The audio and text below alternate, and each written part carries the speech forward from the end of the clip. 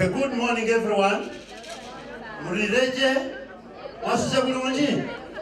Kila mtu iko njema. Sindio?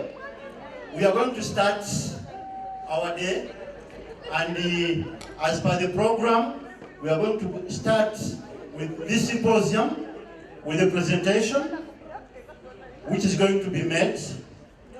And obviously, as you know, in business you keep learning one thing at a time. We hope you will pick something from this presentation that will help us to run our businesses as we get back and how we cooperate. So, we have a number of people around here who shall be recognizing at some point. But for this morning, I want us to begin from a point where we are only going into the presentation. So those of you who are still out there, don't think that we are going to begin with the protocols of talking other things that are not relevant for, that are not core for your business. We are beginning with the presentation immediately. So, the prayer is going to come at a certain point when we are beginning the what? We are beginning, don't worry. Our motto is for God and my country. Yes, and I want to request you to come and give us a prayer for this. Please. Don't worry. You know our motto is for God and my country, and protocol demands how you start is how you end. Please. Praise the Lord. Amen. And for God and my country. That is important. We are here because of God's grace. So let's humble ourselves and pray. Father, in the name of Lord Jesus Christ, we give you all the honor, the praise, and the glory. We thank you, we bless you, we honor you because you have brought us here in Kenya. We want to thank you for Kenya, for all the member states of East African community. We honor you in their lives, in all the presidents and all the protocols that in every state. We therefore declare and decree, you are our fortress, our refuge, our God, and in whom we trust. You are the rock of our salvation. And your word is true. Your word is our strong tower. Your word is our sword in the spirit. Light to our path, a lamp to our feet. Food to our body, soul, and spirit. And your word is our origin, our source of supplies. And your word is our destination. Lord, we thank you for today. It's a Uganda day. And we want to bless President Museveni and his family, and all the executives that are with him, and all that commands Uganda. We thank you. Give them wisdom, knowledge, and understanding. And we who are here, we cover this place with the word of God, and we honor and glorify you.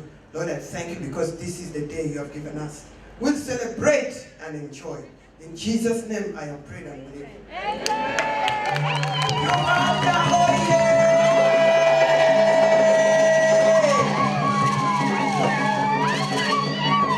Achuri oye, Luo oye, from Tanzania, from Sudan, from South Sudan, from everywhere in East Africa. Uganda oye! Kisoro tukabonga barigani. Okay, thank you very much. As the various dignitaries are sitting, I will request. Yeah, I see the commissioners trying to handle something, and the members, today we are doing it differently.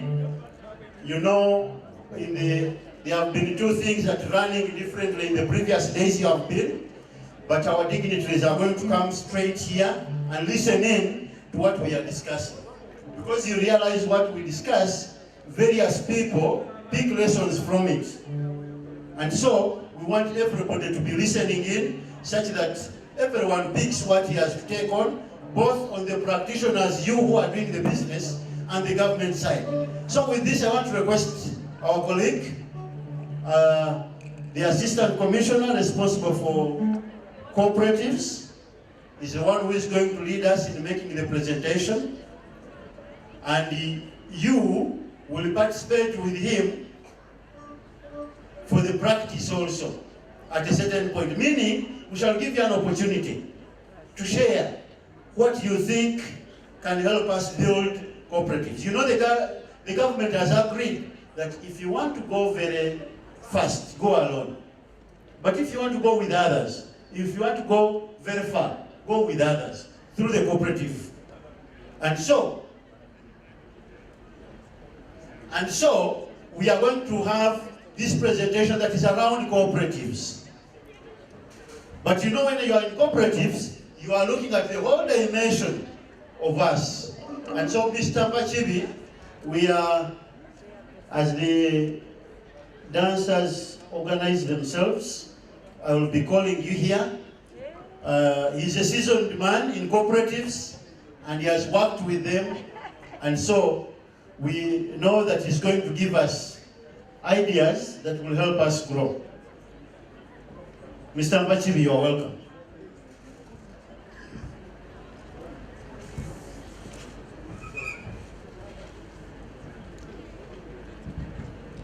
Thank you so much, Mr. Tekanisa Johnson.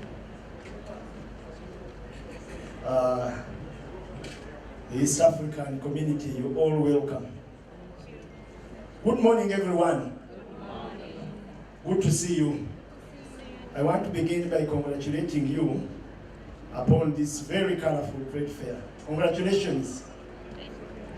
Are you present? Congratulations. Thank you so much. I also want to join Mama Santa by also thanking God for enabling us to be here. So I've been introduced as Ipachini Waiswa Robert are my names. I serve the Ministry of Trade, Industry and Cooperatives as Assistant Commissioner for Cooperatives. For this particular occasion, I was asked to talk about positioning cooperatives, advancing innovation and regional value chains for competitive MSMEs towards sustainable development.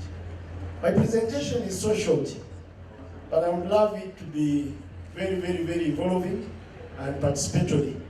Because what I'm talking about is not something very new, it is something we have lived with for a long time.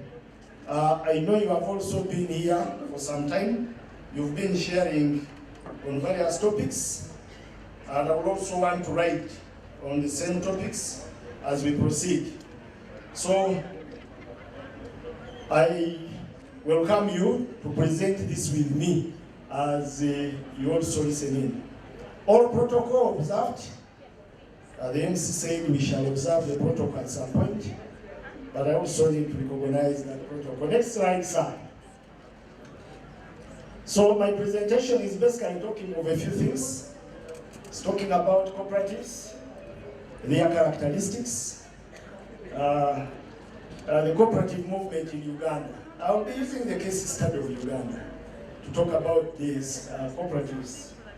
Then the micro, small and medium enterprises, we shall adopt the individual member states definitions, and then I'm not so sure that we have a regional definition of SMEs.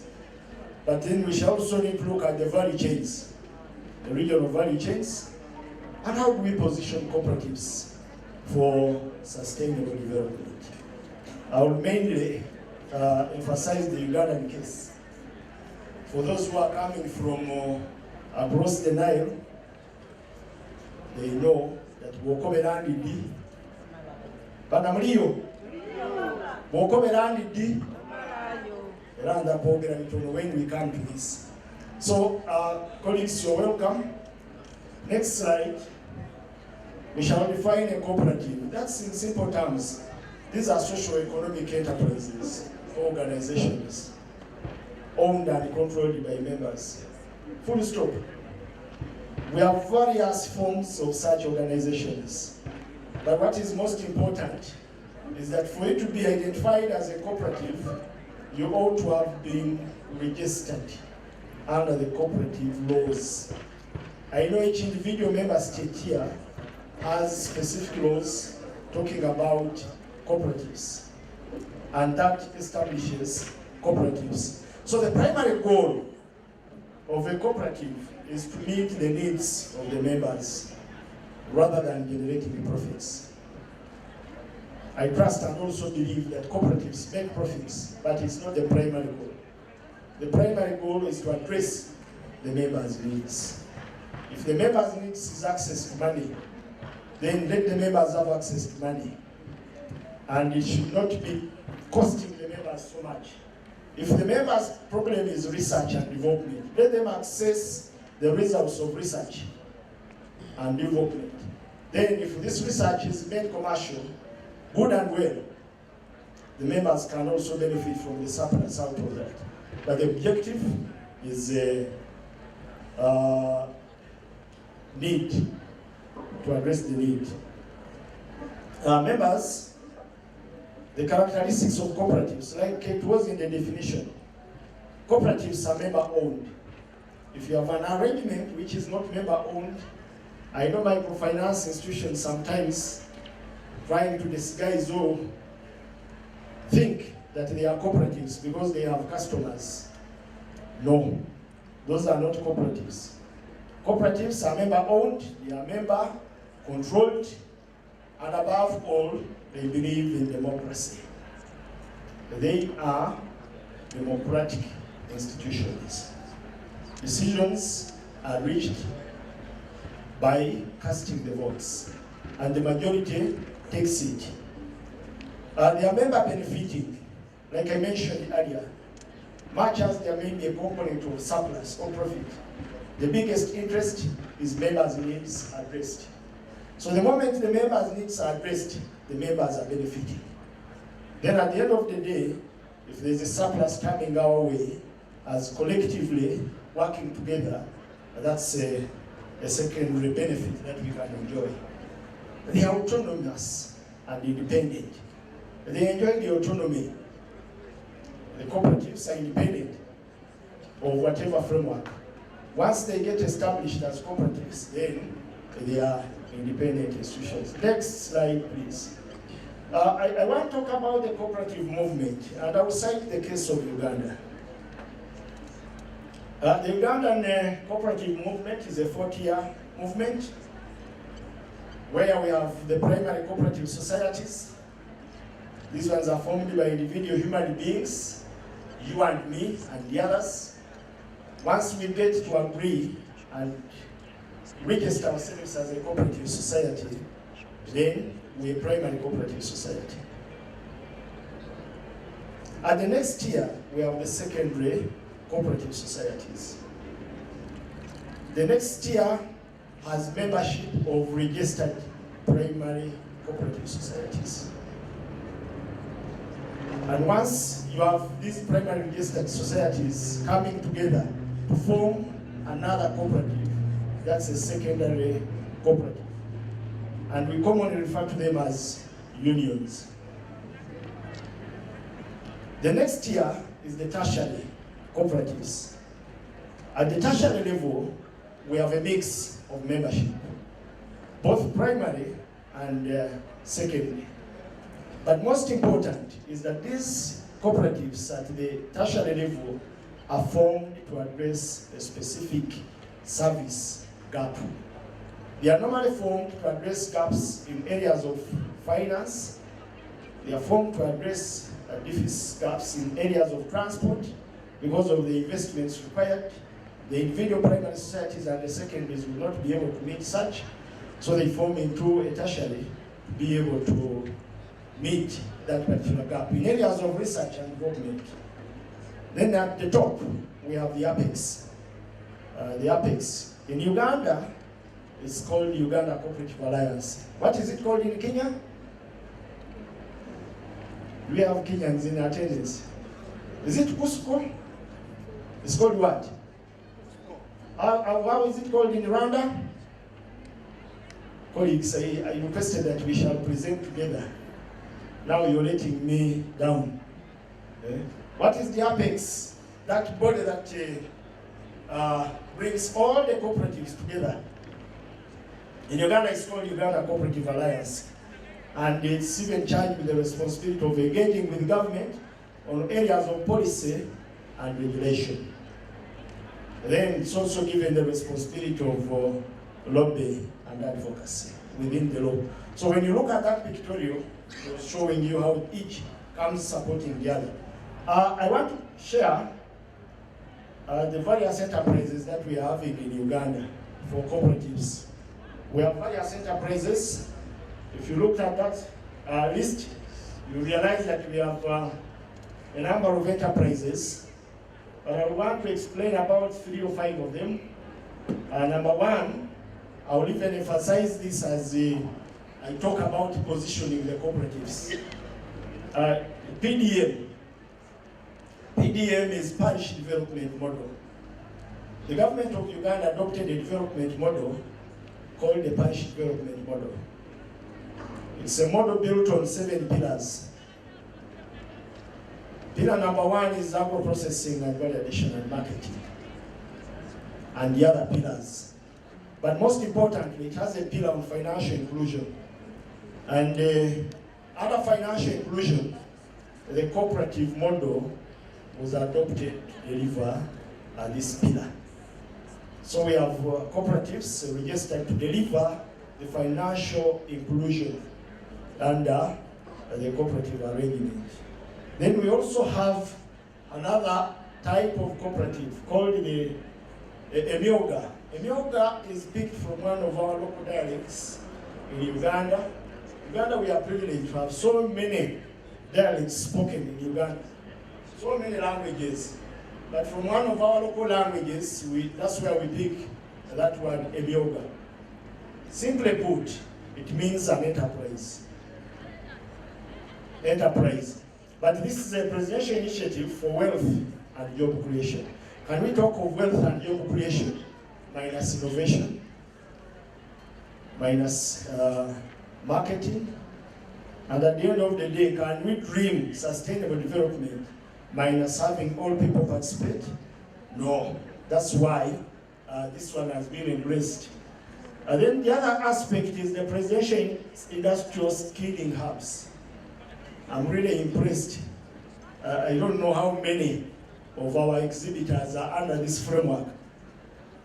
I wish I knew how many they are, because I've been interviewing a number of the exhibitors from Uganda, and none of them has mentioned this. But under this enterprise, for cooperatives, we have, after government realizing, most especially His Excellency the President, realizing that there are so many youths who have graduated at various levels and they are not employed. He came up with an initiative to skill those youths. And after the youths have been skilled in various areas, like the way you are seeing our exhibitions, those various products and services that you're offering, then you realize there was a gap in the financing. Yes, we have gotten the skills. We know what to do, but how do we start? The cooperative model was thought to deliver this under the skilling hubs. So the graduates of these skilling hubs, which are done at a regional level, are the ones who form a cooperative. They can access finances and be able to commercialize their skills. I'm seeing so many youths here, especially from Uganda, by virtue of your attires. I don't know if you had this information. In case you didn't have this information, down. This is the benefit of coming for the exhibition here under the EAC framework. So the graduates of this program form cooperatives, and then they are supported with seed capital to go and commercialize their skills. So that's the program. Then we have the common types of cooperatives. We all know the circles, we know the agricultural cooperatives, we know the consumer, but I also want to mention something about the community credit. Is everyone seen community credit? MG cooperatives. This is a specialized model that we are implementing in Uganda, working with the Korean Federation of Community Credit Cooperatives, KFCC.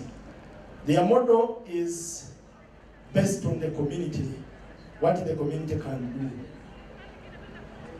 and how can they use that advantage to uplift their livelihoods. In Uganda today, as we speak, we have a concentration in PG and Mitiana districts for this framework. But we are also rolling out. We have rolled out to Kariro.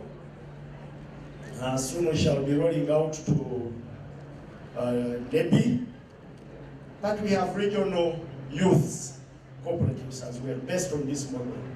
And these ones are based in the cities of Mbale for the eastern, the city of Fort Portal for the western. We have Lira for the northern, and Wachiso district for the central region. So we have also that kind of model. Then we have a secondary for these particular ones called the Uganda Federation of Community MD Cooperatives. What are all these initiatives coming for? They are coming to support the Ugandan entrepreneurs, the Ugandan micro, small and medium operators, access extension services, access financial services, access markets. When I talk of this MG model, they have improved what we are calling livelihoods in the areas where they are working. Can I know from those from Uganda, who is coming from Mpigi, amongst ourselves, those from Uganda? Oh, okay. You're coming from Mpigi? You know a village called Bongole? I would interest you to visit Bongole and see how Bongole, as a village, as a parish, is basing on cooperatives. Now I come to the SMEs. Next, please. Next slide is talking about the MSMEs. I want to write on the individual member states' definitions. I wish I had time. We would go into the participatory definition of this. But let me write on the general terms. The micro, small, and medium enterprises are defined by one, the number of employees. Two, who can help me on the other one? The capital, yes, Mr. Mlinda. Capital what? Invested. Then the third one is based on turnover. So that's the generic definition I can give about the micro, small, and medium enterprises. But I want us to write largely on the regional one, if at all we have it. Now, innovations, I'm also aware we have had discussions relating around innovations. I may not want to spend a lot of our time, which is already spent, talking much about innovations. But innovations are about introducing a new or improved idea. I'm really impressed by the exhibition this time round. And I need to applaud the permanent secretary. Permanent secretary yesterday did inform us that he promised to deliver the best. And we applaud the permanent secretary by a loud hand clap. But as we applaud the permanent secretary, I also want to applaud you. I've been in this for, if the Simpson leadership was here, would bear me witness that since 2007 I've been around. Mr. Tukamubona is busy coordinating other things. But I want, oh, you are here. Mr. Tukamubona, I want to congratulate you and the Simpson Uganda chapter. When we were starting these things were not very easy. I want to take also the opportunity to applaud the commissioners on this note. I want to be selfish. Why am I applauding these Ugandans? It's a Ugandan day. Do we have doubts about this? No. I even rarely put on capes, but today I was advised that I should maintain this cape on. And I should also dress like this. But I wanted to make reference to 2016. Doctor, I think this is when we had the exhibition in Uganda. 2005? No, 2016. That was the first. But then the next one where I was working in Mr. Kambona. Mr. Kambona is not 2016. When we were in Ugogo, Ugandans, I'm telling you, you have innovated. I congratulate you. I congratulate you. All the other member states of the East African community, you have innovated. If you see what we had at that time and what we have been having on our stalls in the previous exhibitions, commissioners, I don't know if I'm really communicating the truth. I'm impressed personally. I'm impressed personally. What you have exhibited this time shows innovation. And I know we are moving towards sustainable development. Next slide. Thank you very much. The cases of innovation. We are looking at information and communication technology. A lot is being done. Back in time, you would be here in Kenya and you would not communicate easily. Today, you have seen those innovations. The youths have come up with apps. What does this one mean in full? Mr. Mtekaniza, do you know how they explain these apps and things? Oh, Mr. Adrian, you people know more IT than I do. But the youths are innovating so fast. They have come up with a number of finance solutions. They are coming up with marketing solutions. These are areas of innovation that we should really be embracing. The cooperatives, because that is my thematic area for this discussion, have improved greatly using the communication technology. Members are saving, members are getting advisory services by using apps. These are the new ideas we are talking about. I don't know whether we are still following. We had about 3 people when we exhibited in Eldoret who secured the markets for. One was crafts. Mr. Kamona, you remember those ones? I don't know if they are still around. But we had one for crafts. One was, I think, for yes, hospital beds. Another, yeah, is here. Thank you so much for being present. You have made my presentation practical. Thank you. The third one I'm forgetting, either furniture or what. But at least we secured those markets. So you see the linkages. I was interacting with someone in textile. He has not come for this, but he tells me that her designs are picked from the internet.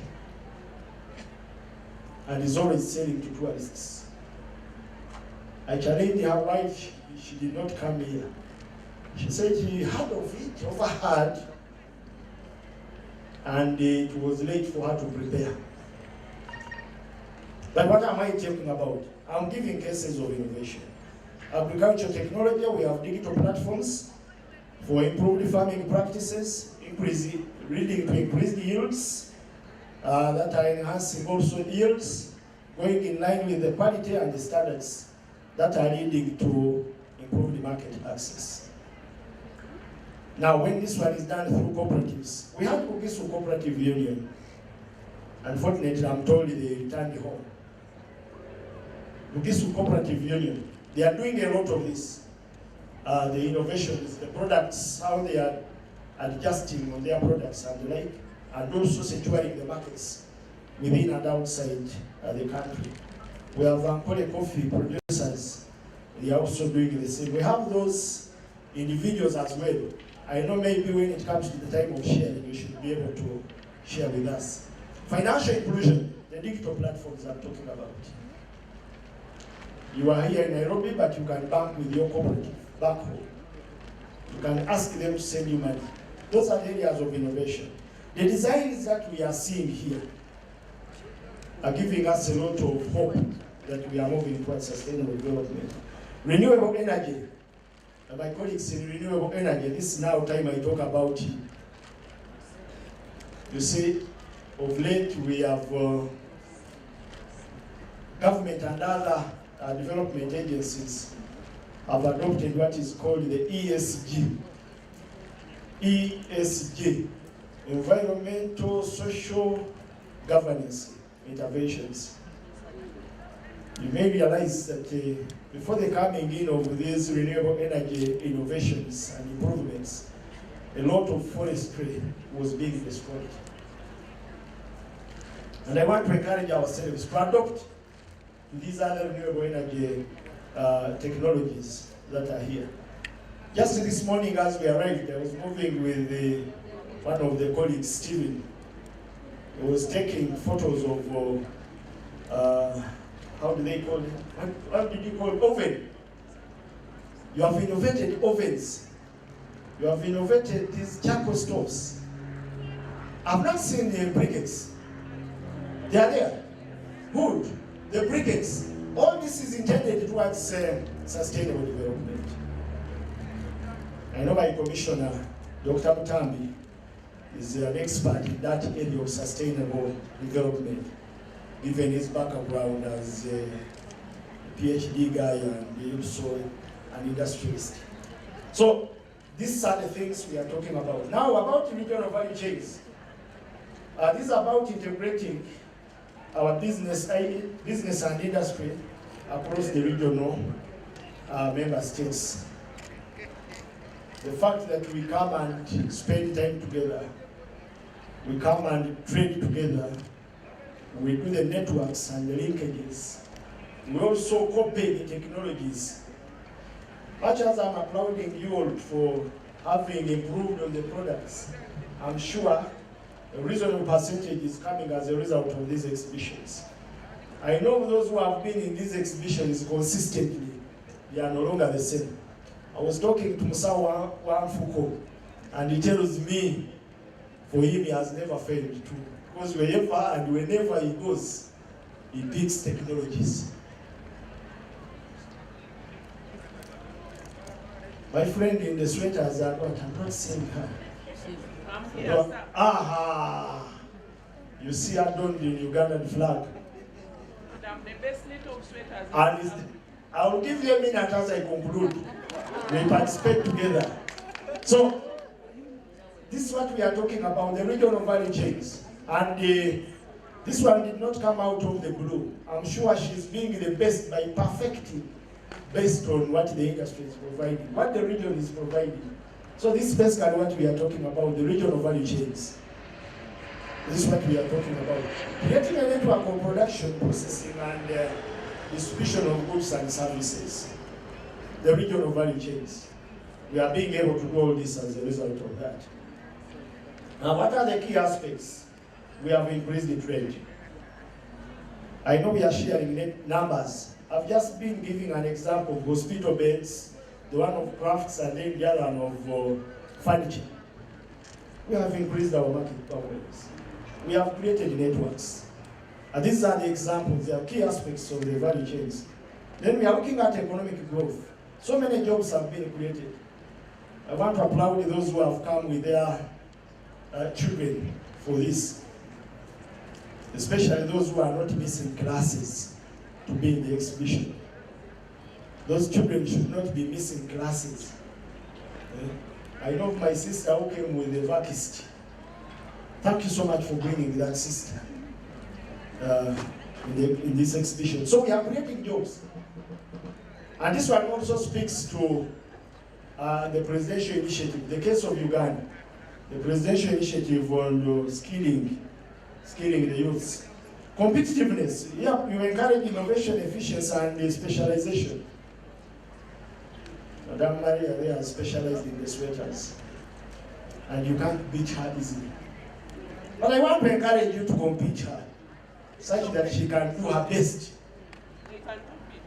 Because the best is never realized. It is always something to work for. So that one has perfected in that. Someone was giving me a list of new is it herbs, concoctions, what? I don't know. I should not use a language that does not work in your business. I was giving me a list of the new innovations in this area. So now that we are talking of regional value chains, you also talk to these other people and see what you can add on. We have, what are the drivers? What are the drivers? The trade agreements. We are, as a community, I should not talk much about this because the heads of state have agreed that we trade. Our brothers and sisters from Tanzania go beyond this East African. They go to which one? The Tanzanians are Mekosa. Absentee is called what? Johnson, I heard you speak Swahili. They are absent. Wamekosa. Those are members of SADC. Then I know the rest of these East African member states are members of COMESA. The heads of states and the ministers' councils have negotiated for these markets, and the doors are open. But most important are the standards and the quality requirements. And I'm sure you have discussed that throughout the stay in this place. Then there is infrastructure development. I will begin with IT. Like I've just told you, that back in days, you could not easily communicate home while you're in Nairobi. But today, because of the IT infrastructure, you can easily communicate. Although some of us may be experiencing hardships, but nonetheless, you can still do it, communicate that easily. Then the road network, some of us came here by road, while others came by air. I don't know how many of us came by water, since we share Lake Victoria. But those are infrastructure we are looking at. Maybe now, as the dual carries, we start thinking about water transport. We do the innovation and see how fast we can move through the Victoria. Yeah? Through what? The what?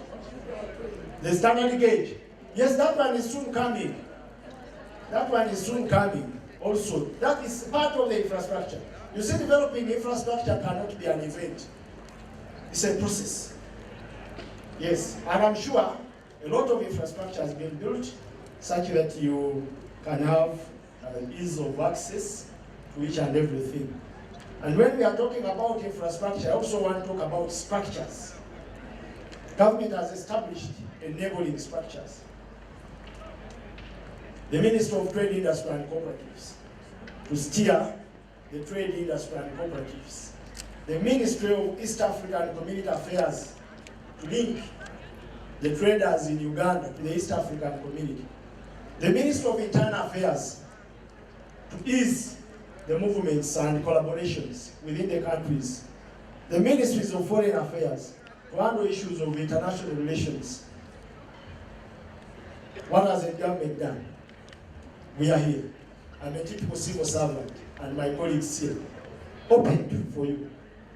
For whatever I'm mentioning and you are not getting all the details, please you come for a bilateral. I'll give all those full details.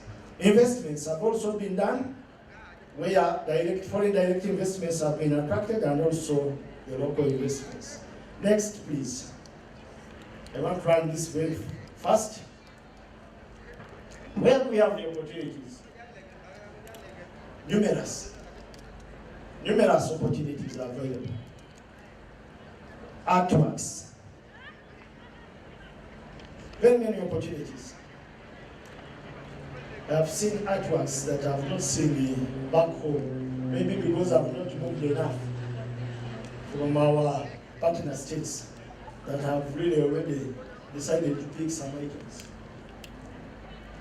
And so many tourists from the other blocks of the world keep coming to our region, and they are interested in these artworks. The agricultural products. We have interregional trade in agricultural products, like coffee, tea, flowers, and the others. How many of us are dealing in tea? Thank you very much. I hope you don't leave this place and just learning the other products coming out of tea. Coffee. You see, the main tea market for the region, I think, is here in Kenya. I was talking to the cooperators in one of the western districts of Uganda, and the market was here. They call it what? These traders are not here. Richard, do you know how they call that market? The tea market. Who knows the tea market here? I requested you to present with me.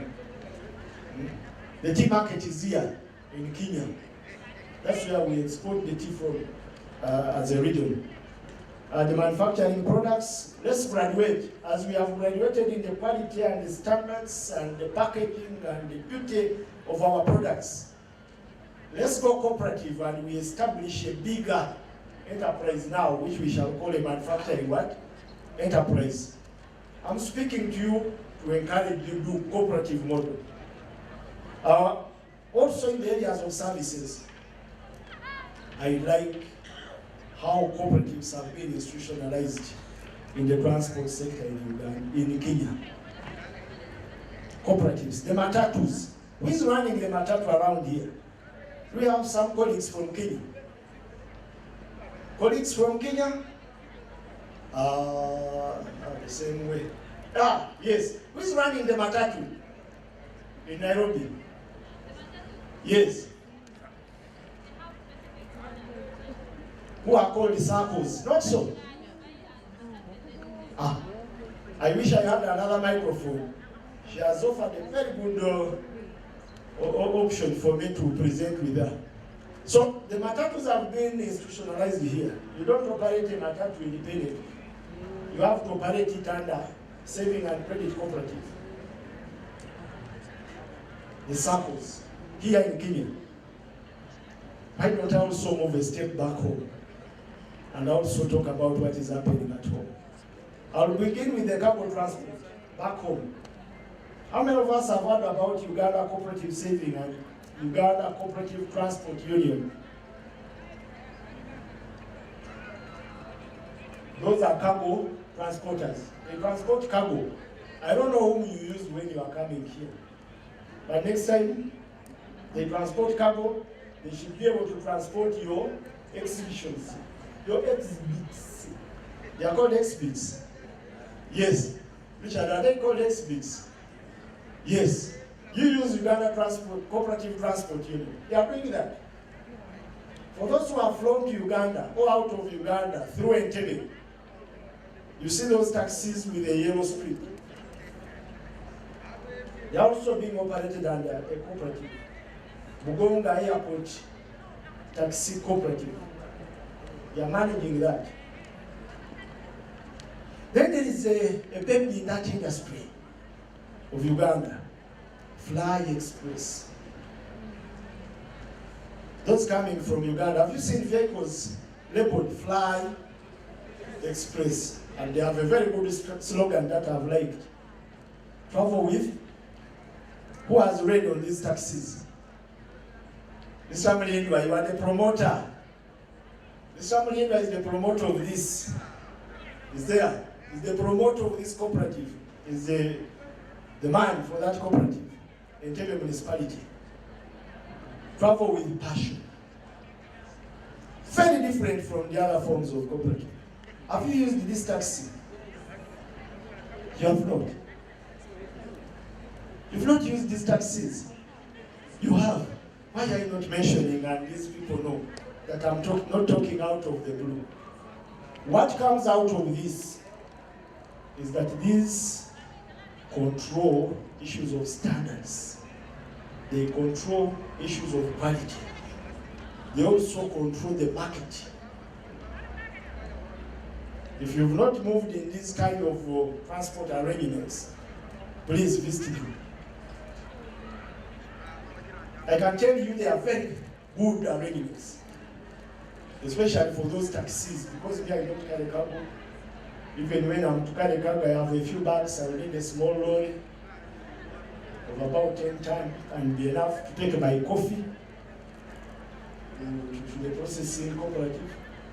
But for the taxis, I've used them to the extent that at one point I'd forgotten about driving Entebbe to Kampala. One may wonder, how can a commissioner take a taxi?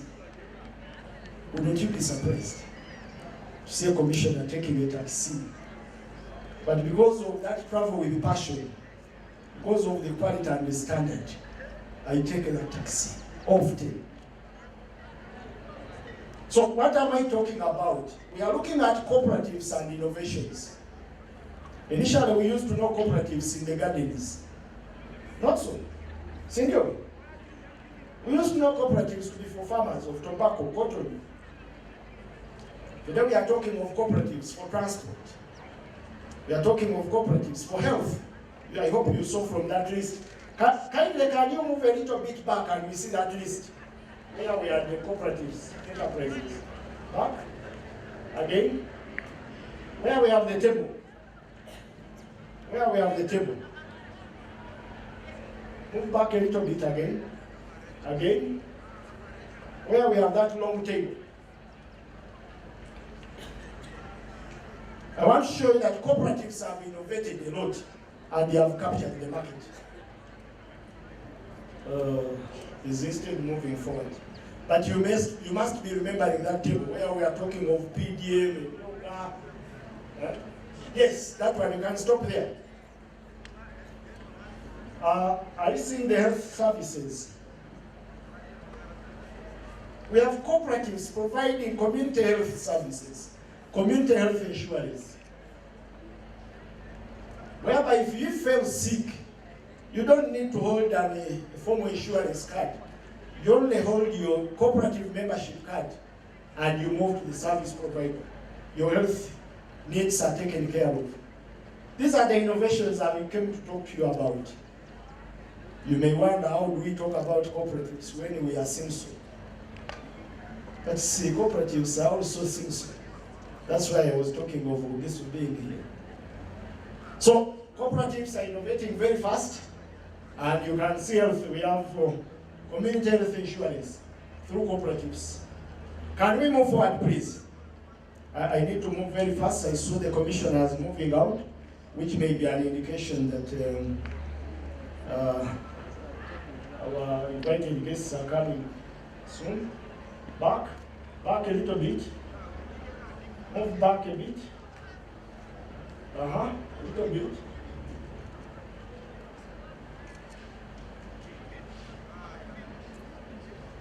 Back, you move back a little bit. Oh yes, that's where we were. Now let's move to positioning. This is what I came to talk to you about. Sorry that I've had to go a very long way to reach here. But I came to talk to you about positioning in our cooperatives. Who remembers the theme for this year's exhibition, trade fair? It's not here. It's here. Advancing what? We are advancing innovation and what regional value chains for competitive SMEs towards sustainable development. Now I want to position cooperatives to offer that. If you were cooperative, if you thought cooperative, how can we position ourselves? For those who have had military training like me, you remember the Chakamchaka, the Ugandans? My colleagues in the civil service know, because we oftentimes go to the Leadership Institute to be talked to about leadership. And you can't come out without the drills. So positioning, if I was speaking Swahili, I would simply say take a cover. How many of us have been to this kind of training? Take cover. When they say take cover, me, I used to say that you can even take a nap when you are taking cover. Little did I know that it is thinking strategically. As you take cover, you have to be very strategic in thinking and very fast. Because the reason why you are taking cover, your enemy is in your sight. Did you know that? When they said take cover, I thought now after a normal day of the drills that what? You can even afford to do what? To take a nap. Oh my God. Now cooperatives should take cover to see how they can advance innovation, to see how they can lead to sustainable development. Now, how can cooperatives do this? Embracing ICT. As I'm in Nairobi, selling my goods, providing my services, I should be able to bank my money, not to spend it around Nairobi. Nairobi is very entertaining. I don't know where you people are staying. are sleeping. But Nairobi is very entertaining. I'm not saying entertainment is bad, but since I'm talking about innovation will go with saving. So it will go with money, and then at the end of the day you have to invest. So if you embrace ICT in cooperatives, you should be able to. Yeah, you need to uphold the cooperative business model. What does this model entail? The cooperative business model. The cooperative business model entails identifying your common challenge. What is our common challenge as SMEs? As we participate in these exhibitions. The other time I was challenging Mr. Boss, I'm happy he's even here. But I've not seen Mr. Joga. But we are challenging them. Should we continue going through the same processes as we prepare, as we organize these exhibitions? Or it is time we do business unusual? And we know that come exhibition time, we just say, yes, this is the track, this is what, yeah, and we move on. Now here we are. We should start thinking very fast. If the Simso Uganda chapter, Kenya chapter, what is not working for us, and we also start thinking which model, which identity, which structure, which framework will work for us. But of course, you know I'm talking about cooperative. I'm an advocate. The cooperatives involve identifying your need, common need, how to address this. And once you have done that, then it means you'll do business collectively. Cooperatives go by raising capital, by doing investment, by controlling the inputs. They control the environment for the inputs. What are our inputs? Transport. What are our inputs as we come here? A lot, we know it. Money. For accommodation, for meals, for spending. Like I've told you, Nairobi is a very entertaining place. Must I have cash on me?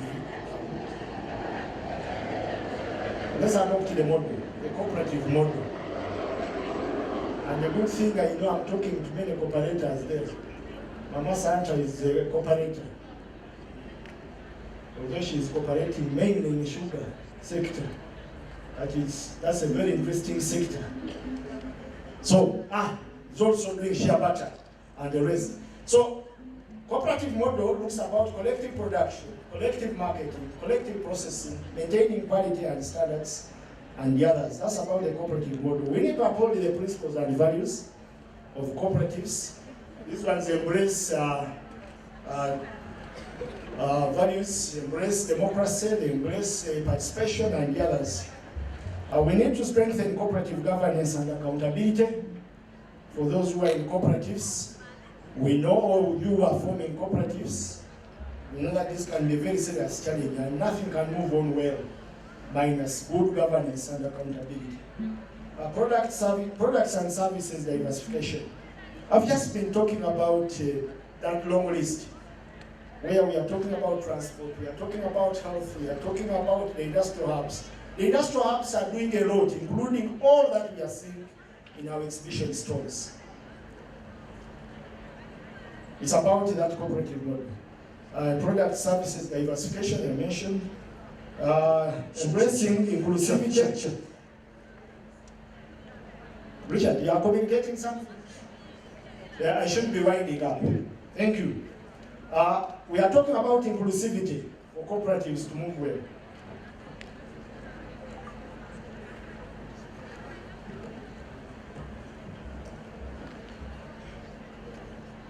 Okay, I'm informed our guest of honor is already on site, so I need to move very fast. I have this slip which I can share with you, but I also want to talk about the part of government where I serve. That if cooperatives are to be positioned very well, we should be looking at things like favorable operating environment, things to do with legislation and regulation for cooperatives. They should be well and friendly regulated. policy, the taxation. I'm talking about taxation. Kindly move to the next slide. Next slide, please. My co-presenter is off.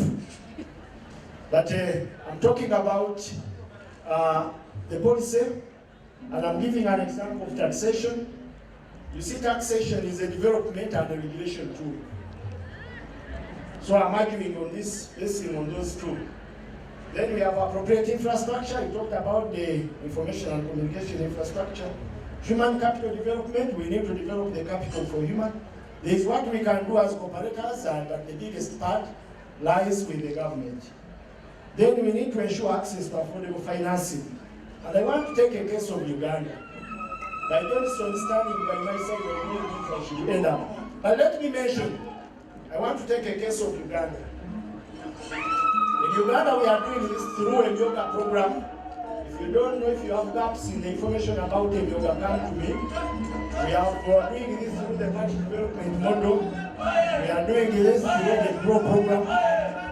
We are doing this through what else? Women entrepreneurs. If they can discourage this, the internal government.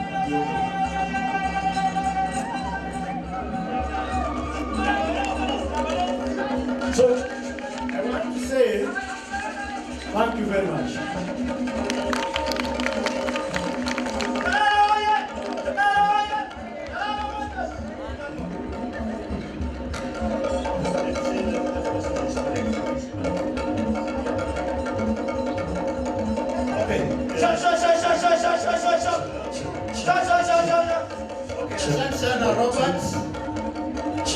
Thank you very much, everyone, for being attentive. I know we had a promise, and our guest of honor has kept the promise. You know, we had said exactly 20 minutes past 11, he would be here. And that's why you see the interaction between the speakers and what we are saying here. It's because our starting delayed a bit, and we did pick up with him. And for him, he's on time. So I think that's a good promise, and how we should manage. Now, a few things. I'm seeing already hand up because I put a slide of question and answers. I don't know whether Mr. Bossa wants to take the first shot. Some people should be able to help me. I'm seeing already 2 hands, 3, 4. Please, somebody should come and help us with moving the mic. We are left with one. The second one is out there. But as the hands go up, there are colleagues from URA and URSB, UNPS. Are they in the room? Okay. We are having a hand. Let's begin with the big person. He's the chair of the Simpson, so that's why I use the word big. Please.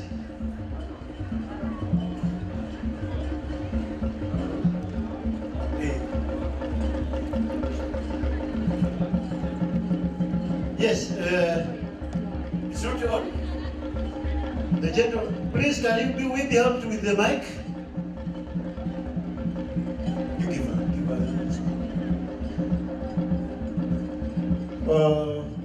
Bossa, you could be coming, yes, we saw the mic maybe.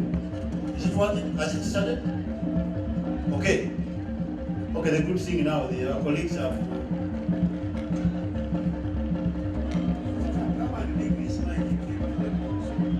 Mine is not your question. Mine is not your question.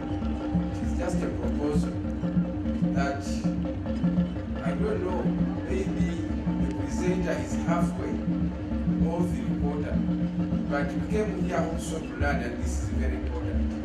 And since the visitor is also coming here, why not postponing? Welcome the visitor. Let the presenter finishes while the visitor is around. Instead of cutting the short and processing that we are supposed to get. Thank you, Mr. Bossa. The ideal is the presentation had ended. They had gone to the slide of Q&A. And if there is anything that is missing, our discussions will continue until we have exhausted the discussions as they come in. because the guest of honor is not coming here directly. The guest of honor where he has been received is going through the partner states pavilion tents. Yes, after that, that's when he's coming back. That's when he's coming back here. We can be handling the Q&A for those who are here, and then we continue with the rest of the actions after that. Now, I'm left with one microphone. Can I have I don't know whether the nature of the persons here will be right. I begin with her, then come to her, then continue to the gentleman there. I have so far 4 hands. Please, maybe you can come here, because it's the only one I have for now.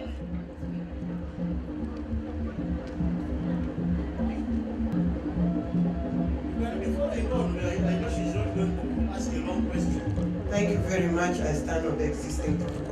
Mine is not a question, Commissioner, but it's a concern about exhibitions.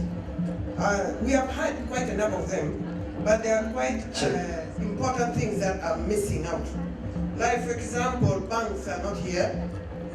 If you sell, and we don't sleep in same areas, you never know what happens out there. And power is not here. And this goes to East African Community Office or to Kenya government. And then also we need communication. One, we didn't have the communication, let's say in a nutshell, mobile phone. At the beginning, it came when His Excellency, the President came here, President Ruto. And second and last is, I would like also to ask Uganda government to, especially the East African Ministry of East African Affairs, to tell us why is East African women in business platform not surfacing in this East Africa trade show. Thank you very much.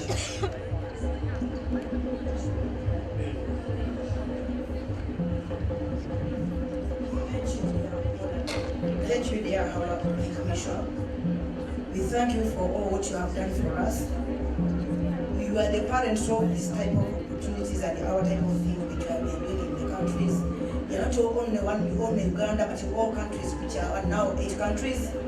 But our fear, much fear is all about we have communication barrier with our big people, as you, our high commissioners. If you are in this type of situation, we are suffering a lot. Others, they are feeling sick. We don't know even where others they are sleeping. We don't know how they are eating. The way we are traveling, we are really not happy of what is taking place. And the way, if you reach here as our high commissioners, even reaching our stores is not easy. The communication barrier, please try to talk about it. And the moment we leave this place or this venue, no more seeing you anymore. No meetings with you at the High Commissioner office. Why? Mr. Tukambona, I hope you are, and Bossa, I hope you are hearing you have heard the comments. Now, ladies and gentlemen, I would want to make this comment before we proceed. One, the guest of honor is only visiting the partner state pavilions for now. He's not coming to your stalls now. He's going to visit your stalls after the function within the state. That's when he will come to the various stalls. He will visit the stalls of the other partners, but also come to the stalls of you, the exhibitors from Uganda. I hope you understand. So don't walk back to the stalls at this point until he's leaving to come to your stalls after the function. Thank you. Thank you very much. I think the microphones are not working, but I also take the privilege of already being at the pavilion. Ladies and gentlemen, good morning. I observe all the protocols. My name is Darius Morris Okelo. I am the proprietor of Leather Giants Limited, located in Entebbe. We are among the best artisans in making leather crafts. With this opportunity, Commissioner, I have very 2 pertinent issues that I would like to put to your consideration. The issue of standardization is still a challenge with us. because SMEs are facing a big challenge of raising capital for doing various activities in their organizations. We are facing a lot of difficulty in getting standards because of the bureaucracy. Sometimes you're trying to follow up to make sure that you have your standards or your certificate issued. But then you're going to find it will take a whole year, again you're going to the next year, you haven't had the procedure. So if it were possible, we have a way of getting an easier way to help members to get their standards would be good for us to do trade beyond our country. The second one is about some trade barriers. We are supposed to be operating in free trade zones, especially as East African community members. But there are some other sectors, especially agriculture, they are facing some challenges. For example, I know of a group of people who are complaining. Some other member states can go to our country and they buy goods direct from the farmers.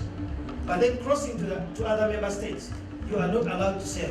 So you have to take back your products to the border, and the members buy from the border, then they come and sell in their country.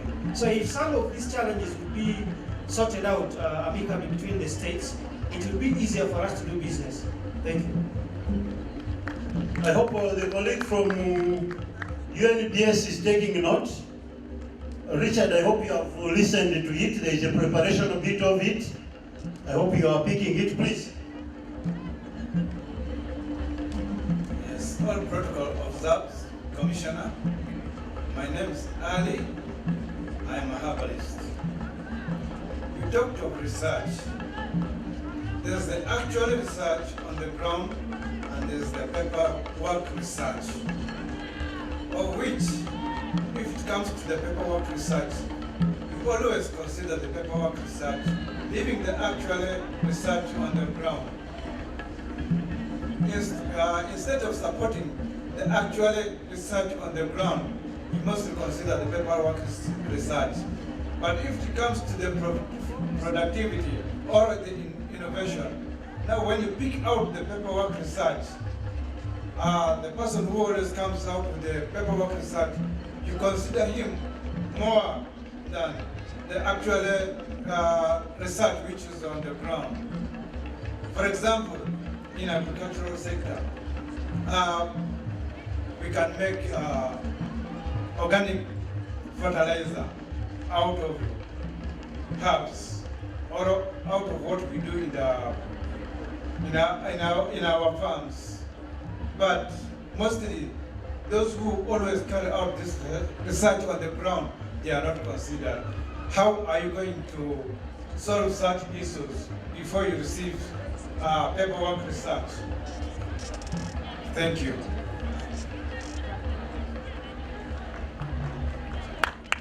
Morning, everyone.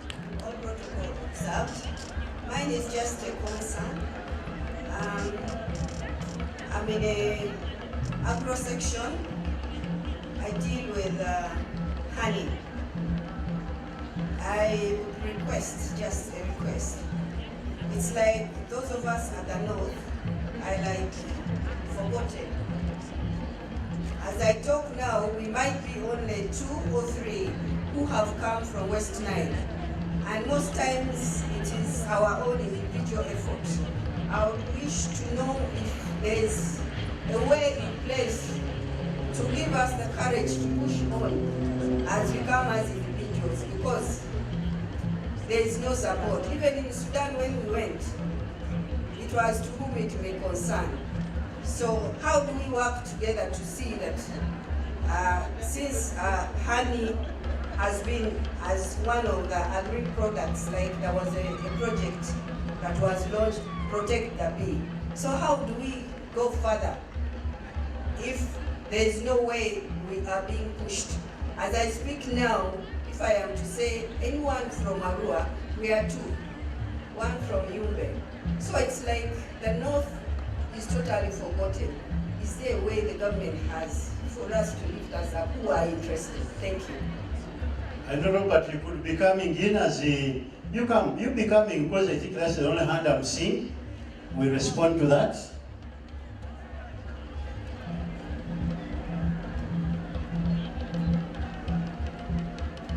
Good morning, everyone. protocols observed, all our commissioners in your respective capacities. I'm happy to be here, but I'm here with some observations and proposals to the East African community and the leadership. First, I'm beginning with this symposium. I kindly request that next year we are in Rwanda. I've been informed that this symposium is something very important for each of us who are here as exhibitors. You would arrange that, since we are taking 10 days or 14 days, at least the first 2-3 days should be specifically for symposium, such that everybody is here to learn. Knowledge is everything. We are like in a barrio where people are doing other things, prayers here, you know, and we have been informed we are not here for selling. We are here to learn. So you help us next time. When it is time for symposium, all other countries, they are together. It will be meaningful, and we shall be grateful. Then another thing, Commissioner talked about affordable finances. I heard it very well. Now, the affordable finances that we need, actually, I'm sorry about this, that African countries, we are rooted in credits. Everything you need to do, you have to look for credit. And credit makes you to live in bondage.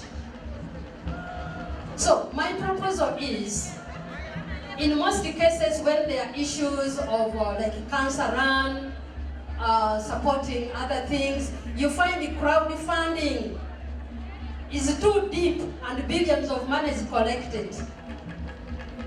So I feel the East African communities and the responsible leadership, you help us create sourcing of finance which is not giving the small-scale headache and living in bondage of loans.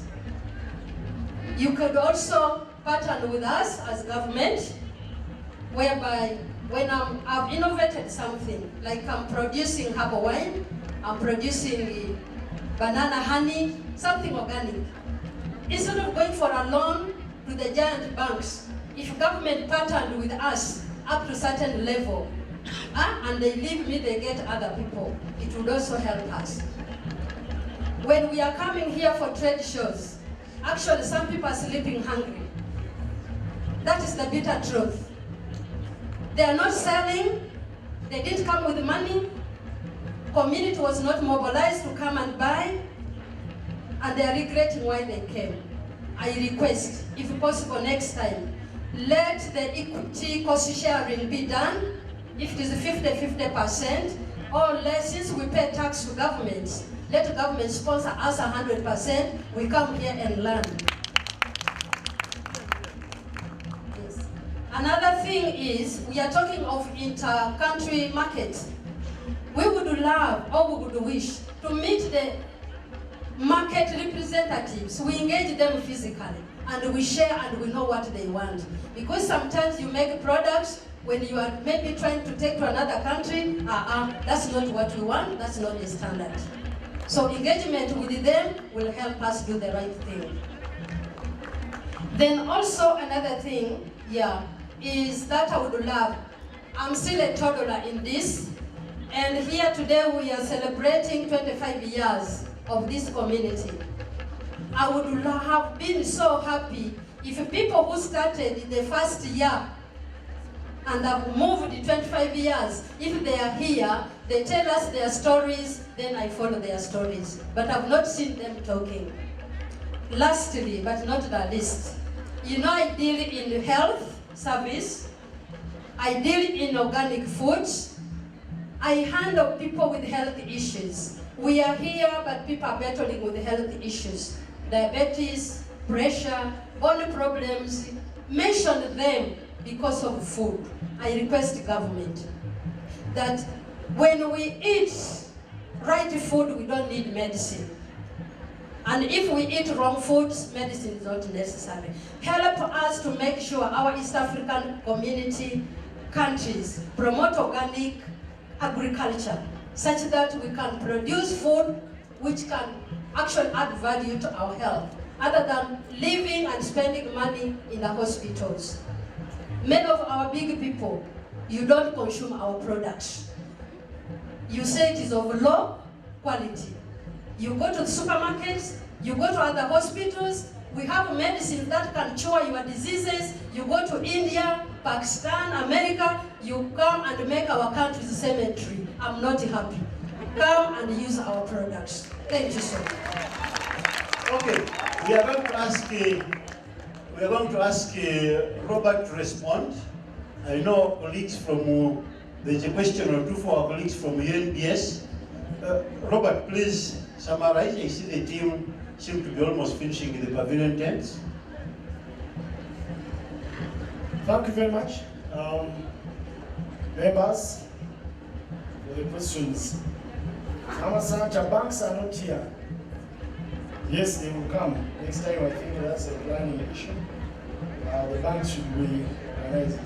The mobile networks, I didn't understand it well, but maybe there wasn't network coverage for the other member states other than Kenya. I think this is a planning issue that we shall propose that we handle better next time. Miyaka, absence of women in business from this symposium, all the exhibition, Miyaka. Oh, we are receiving the guests. We are receiving the guests, but this is an answer that will be given. But you would have also asked about the women entrepreneurs. You only thought of women, East African women in business. You also asked about the women entrepreneurs. League, why are they not here? And then they grow beneficially. They are backers to grow. They grow people here with us. So that one will also be handled. Communication barrier between government officials. I want to say sorry for where the barriers have been. But on site, we have a Ugandan tent there. With all our colors of Uganda, these colors. And the officers are in that tent to receive you and address your issues. While we are not here, the government of Uganda today operates an open door policy. Kindly feel free to walk to any office. But sometimes I advise that before you come to Kampala, you first go to the local office, the local administration. If you have issues concerning trade, they are trade officers. They are called commercial officers. If you have issues related to health, education, what? Only Kampala, let you make Kampala a referral. But for cases of Kampala, Wachiso, and the neighboring, feel free, walk in any ministry. That one I can really speak with affirmative. Leather standards. And I see my colleagues from the bureau. Do I have colleagues from the bureau here? The process aspects, yes. My colleagues from the bureau will comment about them. Commissioner Tekanisa will talk about the information. Commissioner Tekanisa is responsible for business development services. Not that I don't know what to tell you, but we normally believe that Hakudira Muruyimba, Taluchami. No. It's Agala Kogera Kurigambo. He will explain that, but the bureaucracies and what Mr. Commissioner Tekanisa should also be able to make a comment in the absence of UNBS. Why? In the department where he sits, I know we have a commissioner for quality and standards, but he still is in that department. I can also speak about it, but I may not be very, very authoritative to say that tomorrow you come and I conclude this, like I would say in cooperatives. That if you have issues in cooperatives, come and we'll conclude that. So we will talk about that. Research and development. Trade barriers. Miyaka, I will take this one of trade barriers and women in business straight to Miyaka. I will take those two straight there. Research and development. It wasn't very particular. It talks about the herbs and then the organic fertilizers and the herbs. This, I think, is a network aspect. We have the research institutions. You see, before these products are commercialized, they have to go through certification. As government, we have a process. And believe me, this one will be done. Would you like, Mr. Okelo, would you like to begin with the local government? You did not tell me the area where you are based. You said Entebbe. Entebbe. The commercial office of Entebbe is here. Have you met him? He should be able to link you to the agriculture officer. Then from that point, for you are even at an advantage. You can even decide to go to the ministry straight away of agriculture, because it's the one responsible for these fertilizers. You can walk, please you walk straight to the ministry. Don't go through the bureaucracy of seeing the commercial officer then. No, go straight to the ministry. It's just at the neighborhood there. I hope you know where it's located. In Entebbe. Good. What else? Concern. Agro section, honey. Honey, agro. Northern Uganda is forgotten. Mama Santa.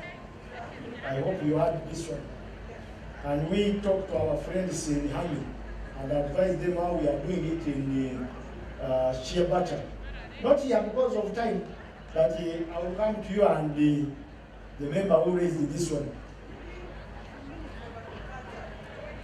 That's okay. I want to link you to the talk bilateral, because you have been able to do shea butter and through cooperative model and the sugar cane. So you should be able to tell my friends in honey, then for standards and what we can go the other way. But the first thing is to mobilize ourselves into how we can do this.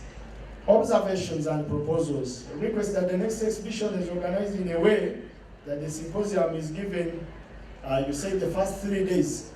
Okay, this is an administrative arrangement. Mr. Bossa is not here, Mr. Kambona and the commissioner for marketing is also not here. But I will relay the information. I will relay the information to that. Affordable financing. We have credit bondage. Yes, let me tell you, there's a lot of funding for the case of Uganda. I'm happy this one came from Uganda, where I can speak in affirmative. Parish development model money. Very soft credit. Very soft. Cannot be a bondage. Only if you are not sure of what you are going to do. If you, in case you are not sure of what you are going to do, I'll make reference to the local government. But in case the local government is very far, come to Ministry of Trade. 2, Emioga money, very soft money. Cannot render you to bondage. Very soft money. Finally, not finally, before I say that one, I need to tell you that there is money. The people who are managing Emioga is a government company. The fund managers, they are a government company called the Microfinance Support Center. Besides Emioga, has a number of other products, including, they call it grant money, including grant money. If you are an organization that is doing business in value addition, that has membership, approach the Microfinance Support Center. They will take you through the systems, appraise you, and give you grant. And the grants are strict to the terms and conditions. They will give you a grant, say for 3-4 years, and you will agree on a schedule after a year that you will be returning the money. Cost free. You use and return as rent to you, because it is your money, taxpayers' money, but it must return. Just like the Emioga money. Emioga money is taxpayers' money. It's your money. But again, the beauty with it is that your money remains with you. If today Pachiri has got, tomorrow should be good for you. The other day should be another person. So that's it. Innovation fund. There is a fund for innovation under science and technology in the office of the president. Would you like to seek information on this? More details about. There is innovation fund on all aspects of innovation. So kindly get that information. Success stories. Simpson should be able to tell us a story. Just like I gave a snapshot of 2016 to date. Mr. Wanfuko is here. Can give that story very well. Maybe we shall arrange next time. At least I know Mr. Wanfuko. Mama here can give that story very well. I know. They have been here.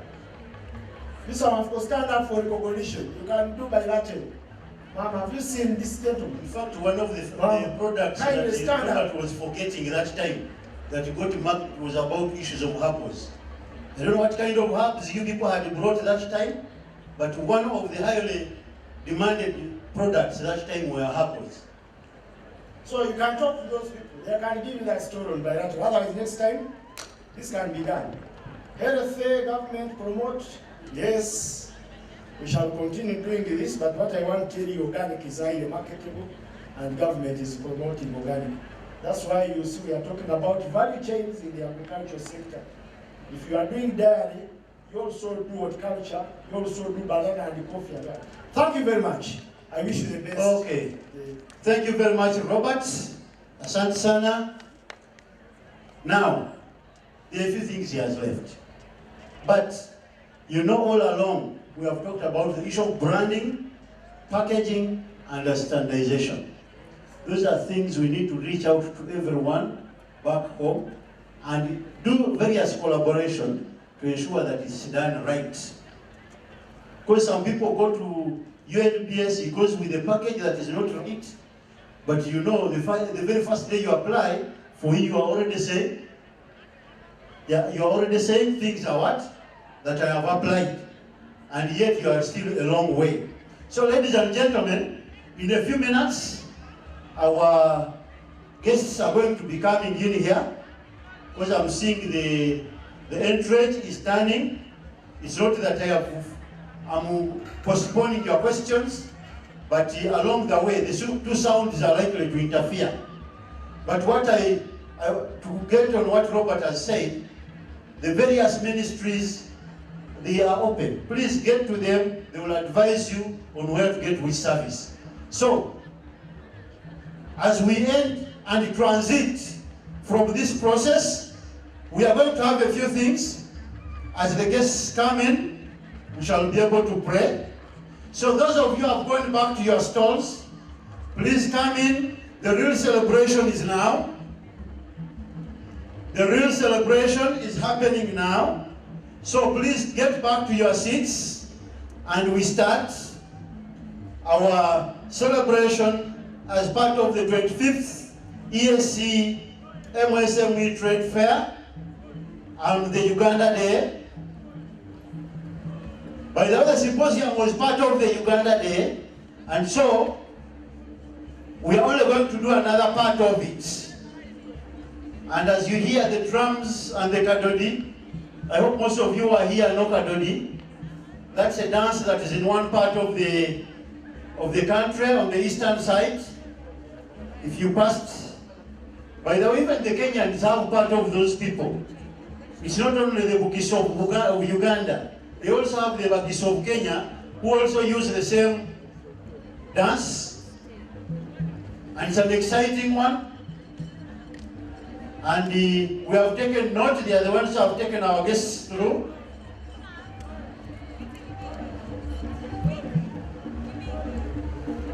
So as they say, oh yeah, you also say Uganda, oh yeah.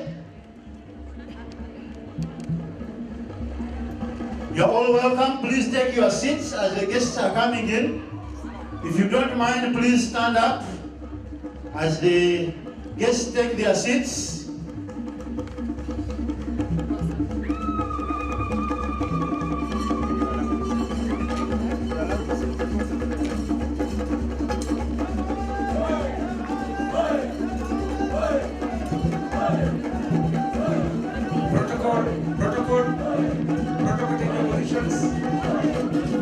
Protocol, take your positions.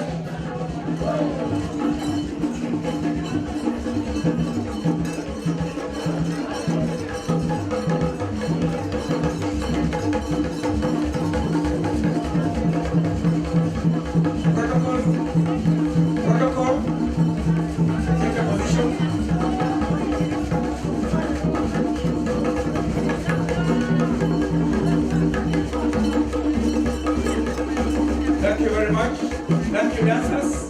Dancers. Dancers.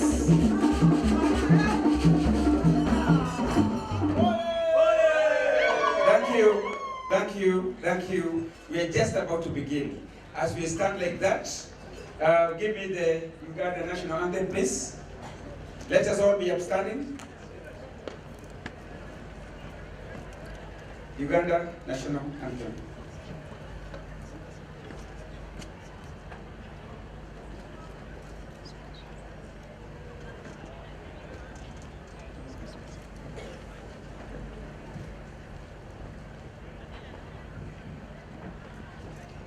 Uganda national anthem. We will wait for it.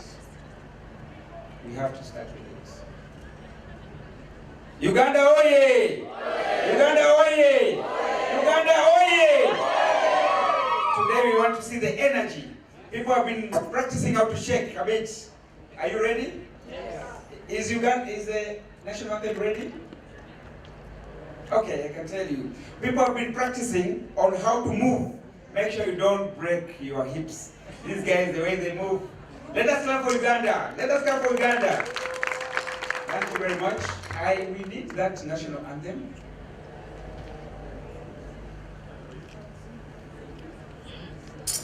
Okay. Okay. I need somebody to come here and guide the song. We are going to sing the song. Come here. DJ, forget about that.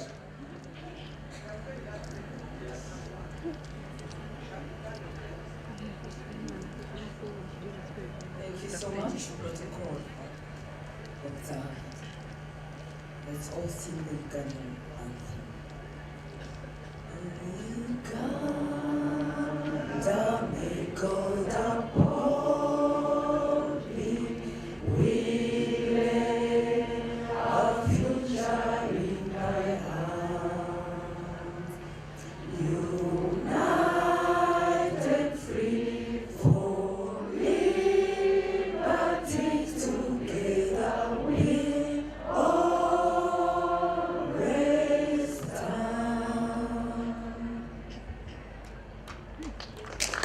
Thank you very much. The human touch is even better. Now we go to the EAC anthem. The team. Uganda team. Do we have the EAC national anthem there? Thank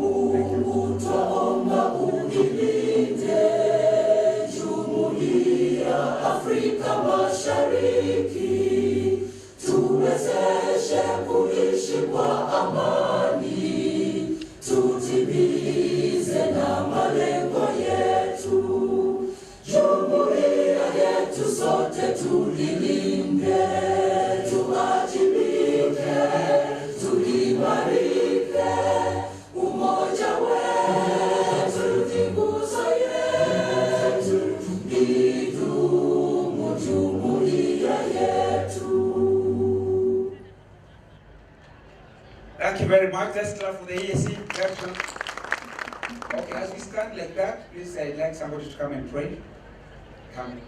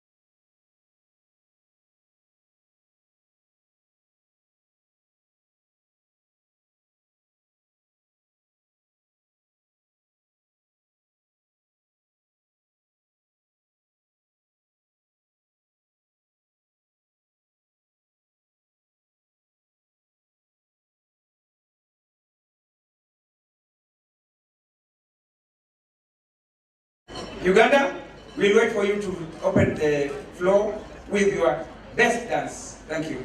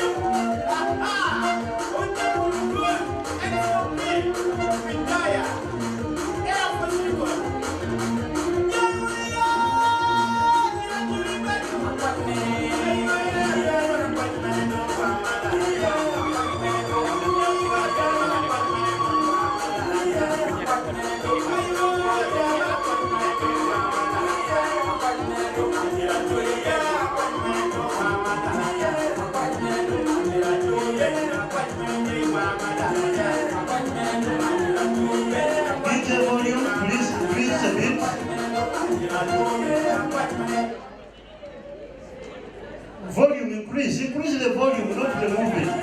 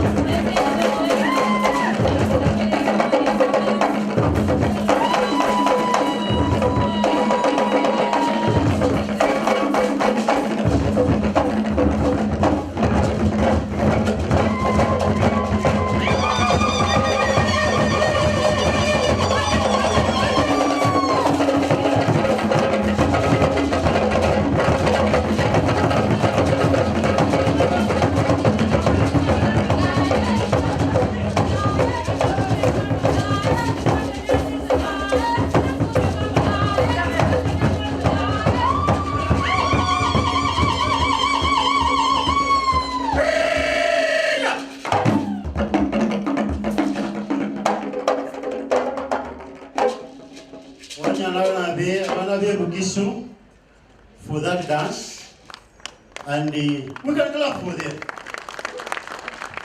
I know for those who may not understand the dance, may not have been so excited, but I want to think it's exciting.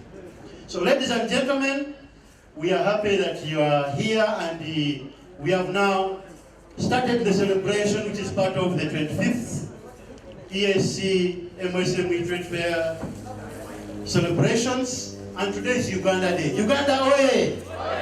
Uganda oye! Uganda oye! Oye! So thank you very much. Tunawakaribisha. I want to take this opportunity to welcome the guest of honor and the whole entourage, but also to say that we have a number of people in this tent now. Some of them have been exhibiting, and some of them doing various things. But we want to take recognition of the regional steering committee of this trade fair. Are the members here? Can we have some of them waving for our guest of honor? Maybe stand up. It seems the hands are leaving you down. Okay, that is the part of the regional steering committee of the preparation of this trade fair. We have the national steering committee, because when the regional is done at the EAC level, we do one at the national level. Can the members of the national steering committee stand up? You normally prefer being called NOC, eh? You prefer the short words. Those are the ones. We have the important persons who have made us converge here. Those are the micro, small, and medium enterprises that are exhibiting. So all the exhibitors, can I begin with those from Uganda? Can I see them stand up? Yes, guest of honor, this time we are able to have 305 MSMEs who are exhibiting in this trade fair. And this is, I think, more than the 50% increase. Last year it was 250. Godfrey, you may help me cross-check the figure. It was 250? South Sudan. 183. This time we have had 305. Can we sit? Can we have the exhibitors from the other countries? Those of you who know you are exhibitors and you are from the EAC other than Uganda. Okay, you're welcome. You're our guest of honor. We have a number of government departments that have been here to support the MSMEs. We have colleagues from the Ministry of Finance. We have colleagues from the Ministry of East African Affairs. You know, this being an EAC issue, they are also taking the lead. We have colleagues from the Ministry of Internal Affairs, colleagues from the Ministry of Gender, the Ministry of Foreign Affairs, the Ministry of Trade, Industry and Cooperatives. They are all here. And our guest of honor, we also have our members of parliament. They are around. And I know at some point we shall ask the chair of the parliamentary committee of EAC to greet the people where we are here. So, Honorable Minister, at this point, I would want to inform you that these MSMEs, they are organized at the national level and then at the EAC level. And you know, we are East Africa, we like acronyms. There's something called SIMSO. And at this point, I would want to ask the chair, SIMSO, to come and greet the members here as we celebrate the Uganda Day. Thank you.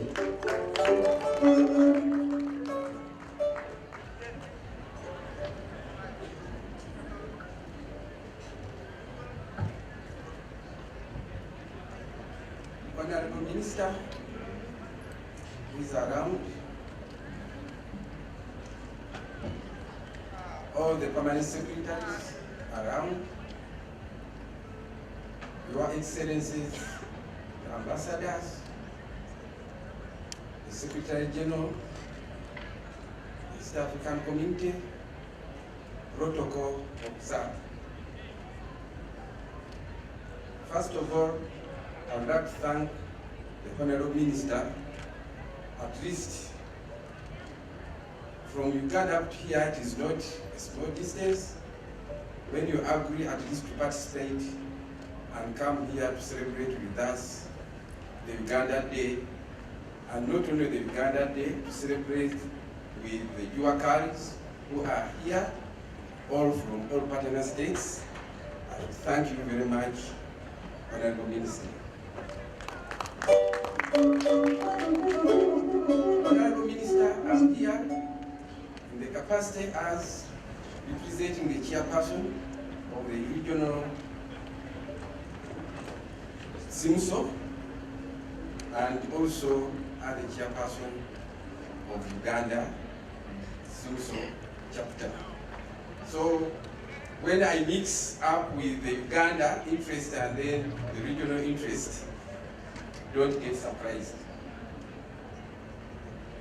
First of all, as you saw, at the regional level, I want to thank the host, who is Kenya, and also to thank the Secretariat, who are the co-organizer of this event.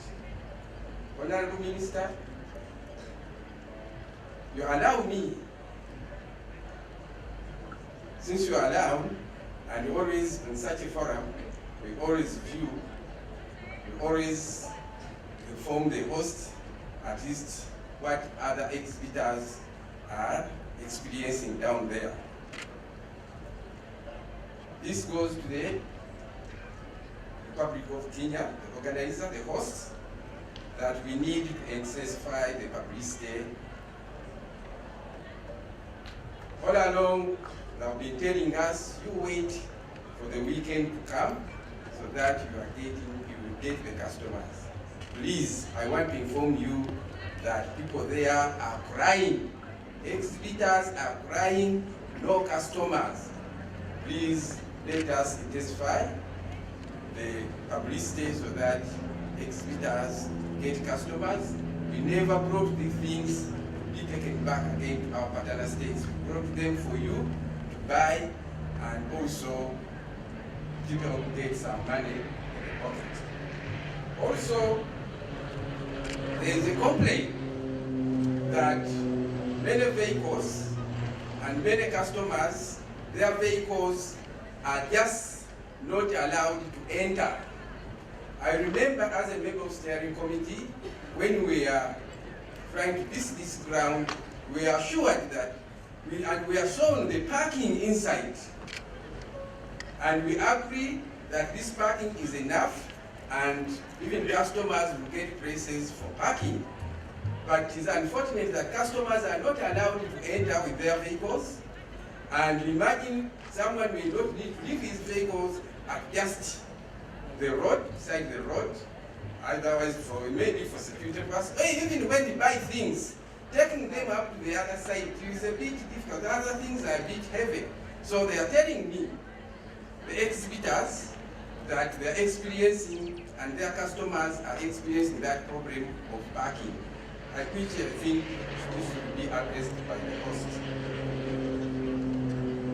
And I also want to thank the Juakalis who are here and at least who are a bit patient, because the last 7 days, not only in Uganda but all partner states are going without lunch.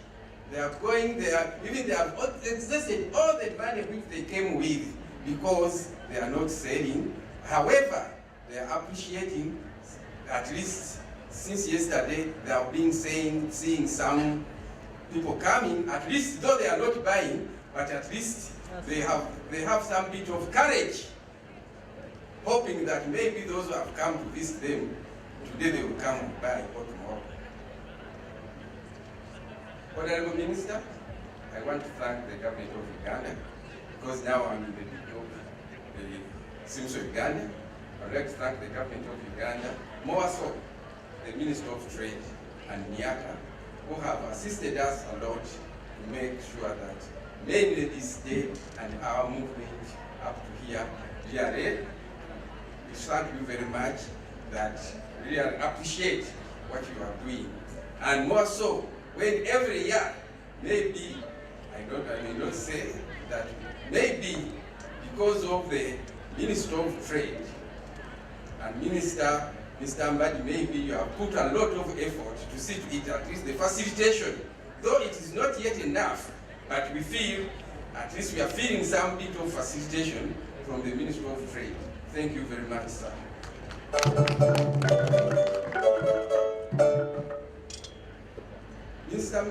Honorable Minister, before you leave, these Juakalis, we would like to meet you, and mainly the executive members, they would also like to meet you, but all the entire Juakali from Uganda, at least they want to meet you and have a word with you. Maybe if you give spare some time tomorrow or today, they want to meet you, sir.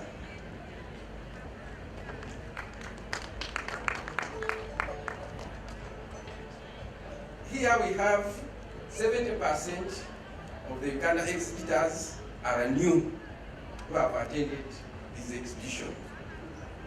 We vetted them, and we told some of them they have inferior products, but at least from what I see and from what I hear from them, there is a lot of experience they have gained, and they are ready to improve their product. 20% have migrated from micro to small. I'm talking of those who are here. 20% have migrated from micro up to small. Then 10% have at least reached the medium level. So that is also so that this exhibition it has an impact. People are improving, they have improved their product. If at all, Honorable Minister, you observed some when we are in South Sudan, and if you see some of those who are in South Sudan and their product before they joined this exhibition is really, there's really a lot of improvement. Honorable Minister, I would like, before I leave, I would like to recognize the SISO chapter members who are here representing different chapters from the region. I will start with Tanzania. The chairperson of Tanzania, who is also doubles as the regional chairman of the East Africa. I would like to recognize the presence of the chairperson of SIMSO from South Sudan, Madam James. The same way, I would like to recognize the presence of the chairperson from DRC, who is present. I would like also to recognize the chairperson or the vice chairperson of Burundi, if she's around. I would like to recognize the chairperson of Kenya, who is hosting us. Please, thank you very much for the work you have done. I would like to recognize the representative of the SIMSO chairperson of Somalia. Please, and I would like to recognize the presence of the chairperson of Uganda, the vice chairperson of Uganda. Where are you? Because I'm not here in my capacity as the chairman of the staff of Uganda. Who is the vice chairman? Where are you, Madam Alinda? With that,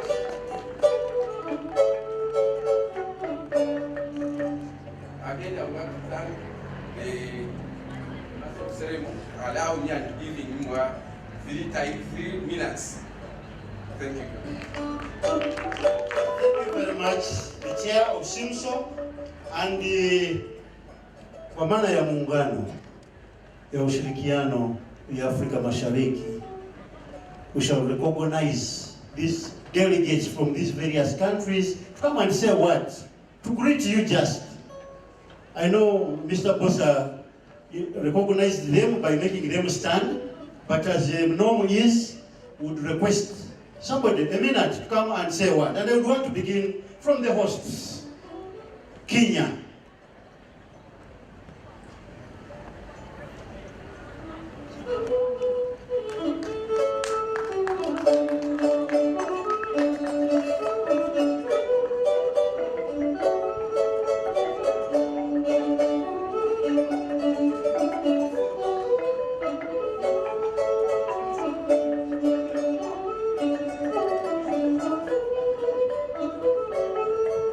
Gentlemen, we are recognizing the SIMSO leaders from the different countries to come and greet the delegates here. Thank you.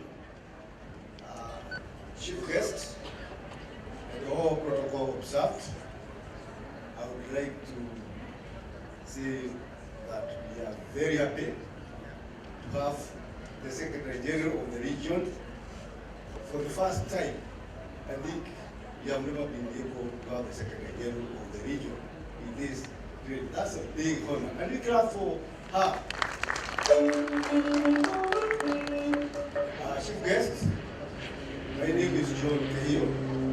I am the chairman of SIMSO Kenya, and I'm also the regional secretary general of SIMSO East Africa. I welcome all of you here in Kenya. All the exhibitors are welcomed here. I have heard from the SIMSO chairperson of SIMSO East Africa that there are some charities. Those charities we have had share, they will be able to address those charities. I think I have not been able to have someone with you, but I have heard from you. So, Chief Guest, we are really happy to see all the East African exhibitors here at the guest and all the governments. I would like to say that this trade fair is not around, it's not only about the trade. This is what we call integration.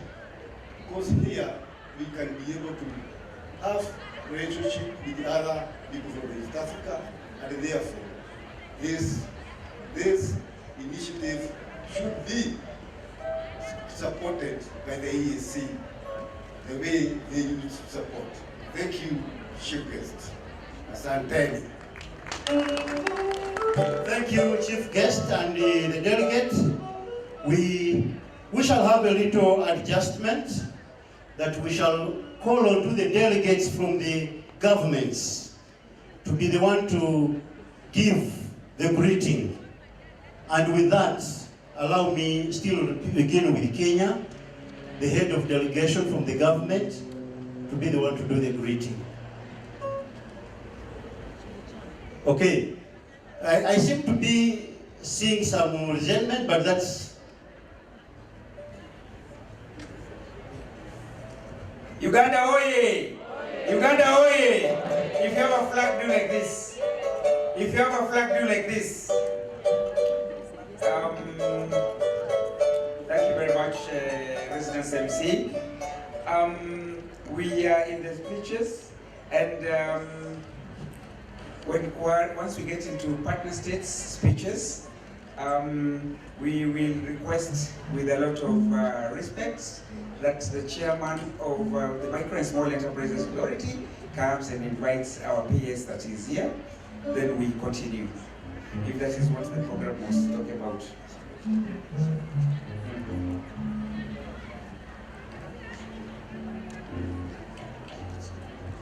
So, we are Juakali, we are just.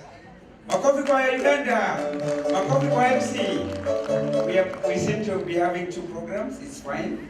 Thank you very much, the delegation from Simsel. We have heard you. Now is the time for the Republic of South Sudan, the government delegation, the head of delegation come and greet the delegation. Ugandan drums, we are just about to listen to you.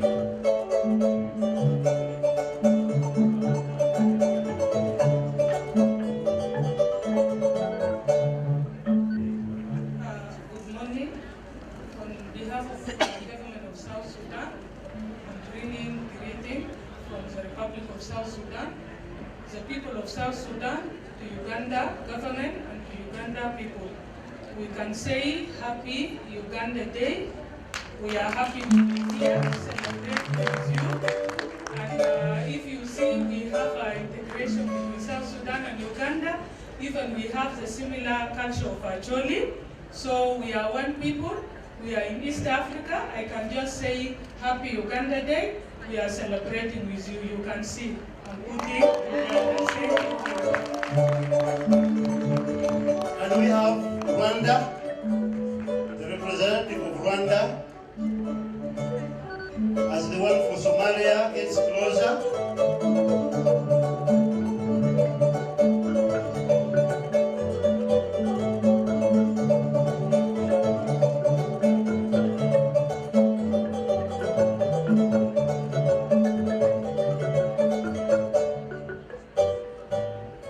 Honorable Chief Guest, all protocols observed.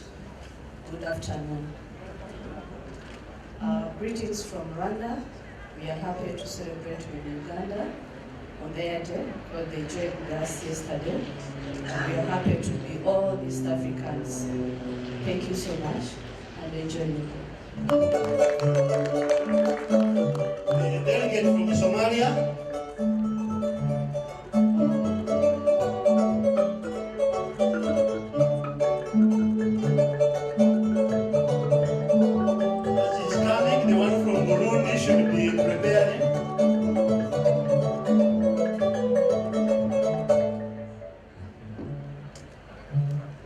Your Excellency,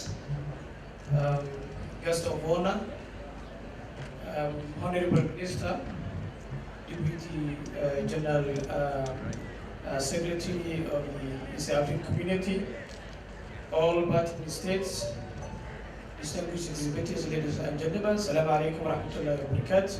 Good afternoon.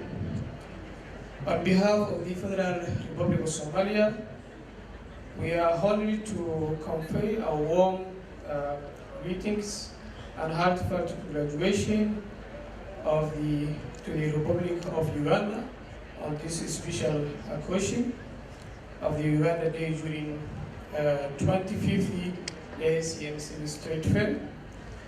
As Somalia, we are proud to stand alongside Uganda and all partner states as we deepen our cooperation, expand the market access, and empower our small and medium enterprises to thrive within the dynamic regional economy. We reaffirm our commitment to strengthen these policies and contribute meaningful to the more connected, resilient, and prosperous East Africa. May this Uganda Day inspire even strong partnership, greater innovation, and human solidarity among our all nations. Congratulations, Uganda. Long live the spirit of the East African unity. Thank you very much. Thank you very much. Can we have the one from Burundi, as well from the DRC prepares?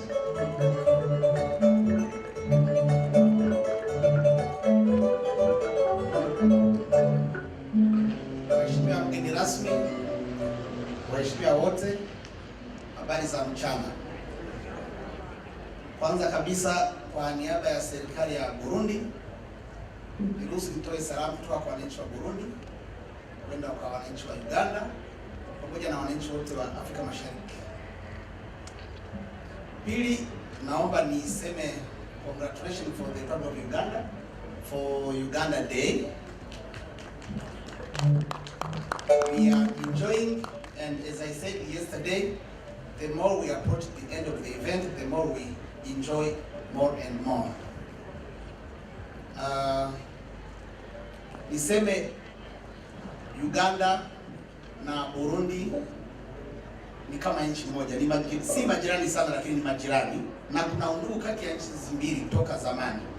Kwa hiyo once again, kama kuna mtu amesema before I come that exhibitors are crying, lakini as football fans we hope that some goals are scored at the last minute. So we still hope that this afternoon and tomorrow morning will be different. So thank you very much. Thank you very much. Uganda, oye? And now the colleague from DRC.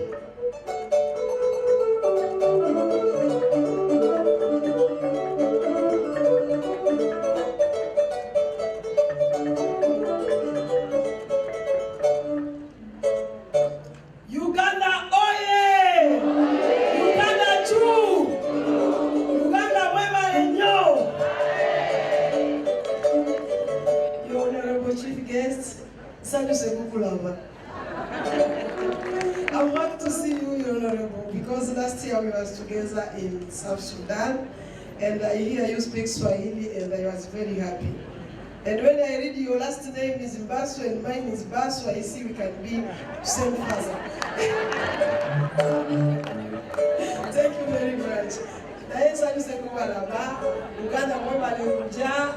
We are a country friend in Uganda. I hope we can see half of DRC people, they are staying in Uganda. But I can say Uganda is a good country. There you will see every people is free. You are free when you are in Uganda, you feel like you are at home. I thank very much His Excellency President Mr. Kaguta Yoweri Museveni, our Jaja, because I can say he's the judge of Africa. He's a good president. Amen. We must pray every day for him. He's still our big bibliothèque because the president for is calling you. He went already. That one also, he was a good president. But we remain with this president, Yoweri Kaguta Museveni, the one we must protect very much, pray for him every day, because what he's doing with Congolese, Uganda, Somalia, and all East Africa countries is very powerful. This country welcomes all people. If you go in Kasai, you will see many Somalians, you will see many Congolese, and for them, you cannot see someone ask you, where is your ID? No. When you are moving in Uganda, you are free. Uganda, oh yeah! I said thank you very much, Uganda, for welcome us, welcome our refugees people. I don't know how to say and what to say, but I'm very grateful for this country because it's a good country. Happy your day. Thank you very much. Thank you very much. Now we come to Kenya, the head of delegation, to come and do the greeting.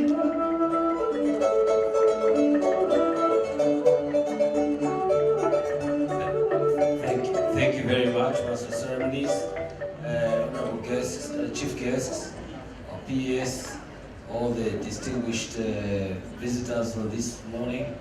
I want to start by bringing greetings from Kenya's Micro and Small Enterprise Authority that is hosting this great event. At the same time, as one of the speakers has said, this event is more than just a trade that you're seeing, the trading that you're seeing here. It is integrating communities, it's integrating the whole region so that we are able to think as one, behave as one, and more importantly, trade with each other. When we break the cultural barriers, then we start breaking all the other barriers, the biases that we have against each other. And I think that's very important. And Honorable Minister, I'm so happy to see you again. It's taken one whole year since last year.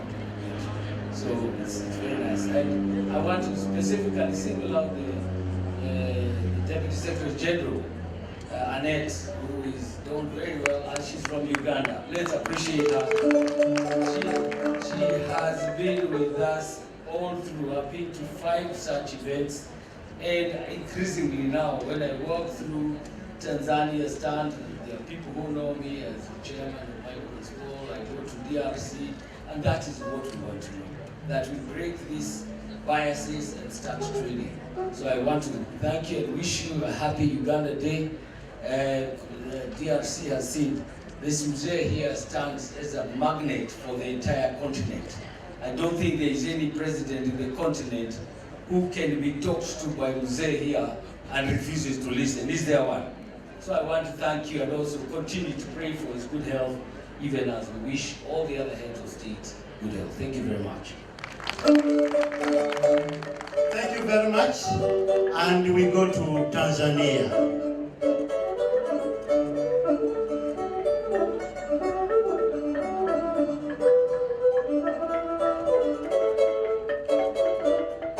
Mheshimiwa mgeni rasmi, Mheshimiwa Waziri na wageni wengine wote waalikwa, itifaki imezingatiwa.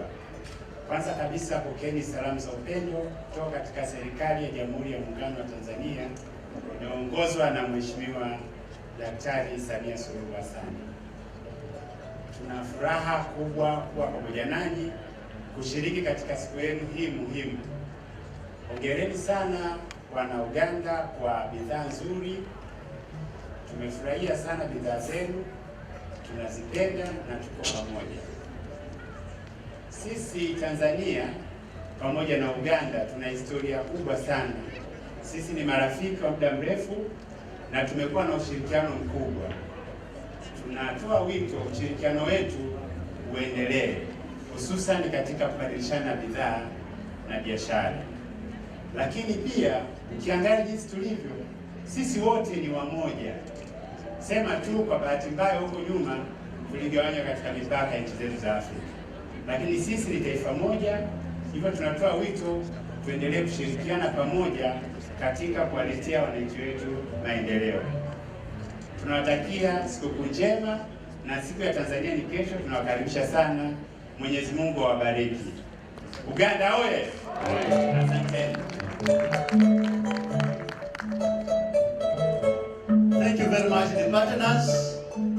from there you can see that we are really integrating both in business and culture and even more understanding of one another. So, ladies and gentlemen, at this point, I would want to request that you will allow me call the permanent secretary responsible for East African affairs in Uganda to talk to us. I know those who have the program, you will note that there is somebody I have skipped there, because at the point the person gets into the room, we shall allow her the opportunity to talk to us. You're welcome.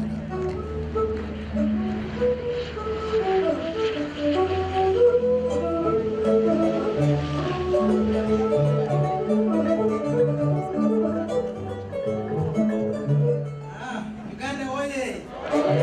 East Africa oye! Exhibitors oye! Thank you.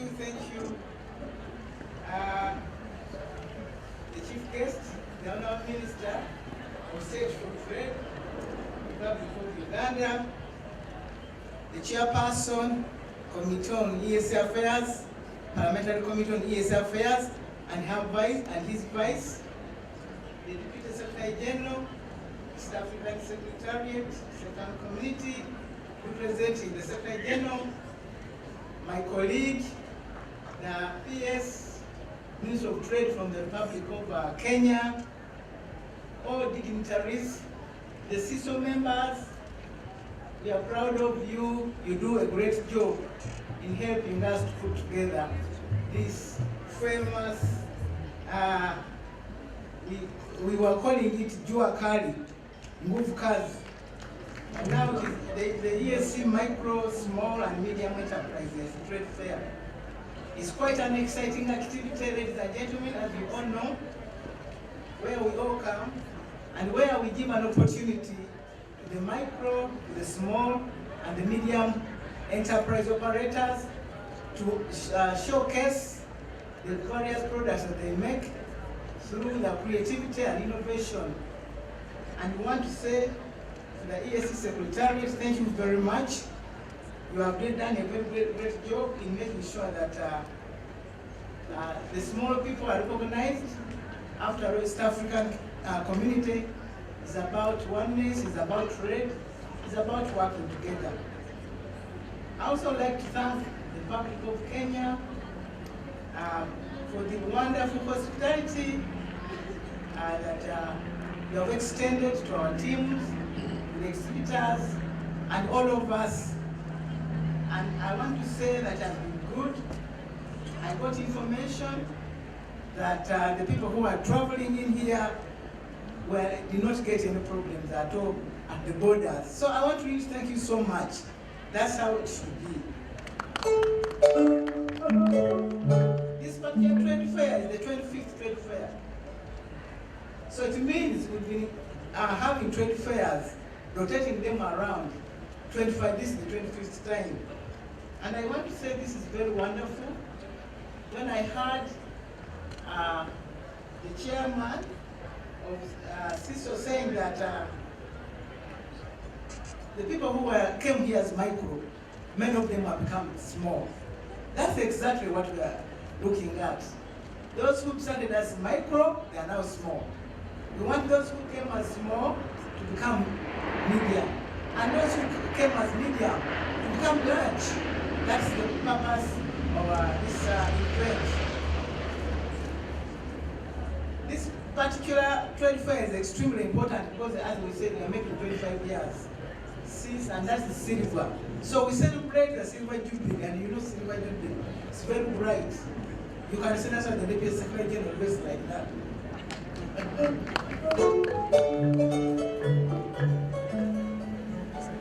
We want to remember last year when we were in Republic of South Sudan, we want to thank you so much. And now we look forward to another country, of course, after the Republic of Kenya. I really don't want to say much. Today is a day for Uganda, and I want to say congratulations to all the Ugandans. I want to say congratulations to the exhibitors, and I want to say that let's make this day worthwhile And I do believe that more and more, as we come to the end of the trade fair, more and more buyers will be coming. So please don't worry, I am sure the products that you have come with shall get customers between today and tomorrow. Mainly that's what happens when people know that we are about to close. So once more, I want to encourage all of us to take the message back home, that East Africa is one, that trade is leading, and that our micro, small, and medium are working together and they're improving day by day. I thank all of you for your presence and look forward to hearing tremendous success stories that are a direct result of the interaction with the annual trade fair. Aluta continua. Uganda oye! East Africa oye! Visitors oye! Thank you very much, Madam PS.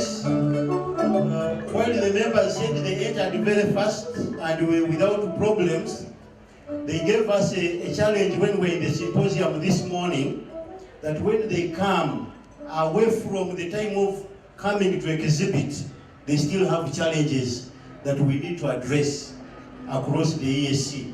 So that's another issue that was a takeaway from one of the symposiums we had this morning, and we need to see how we engage.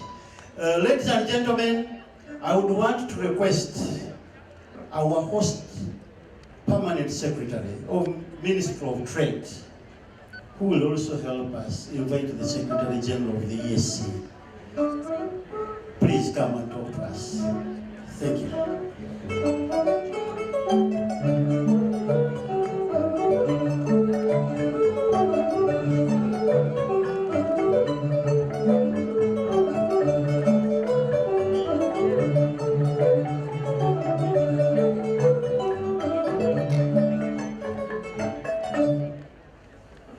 Thank you very much, Director of Program. We were discussing with the Honorable Minister why you skipped me earlier.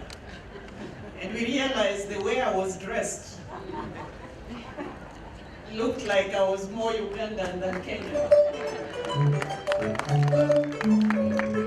And so we really don't take you to the level of punishing you, because you treated me like an East African, which is very good.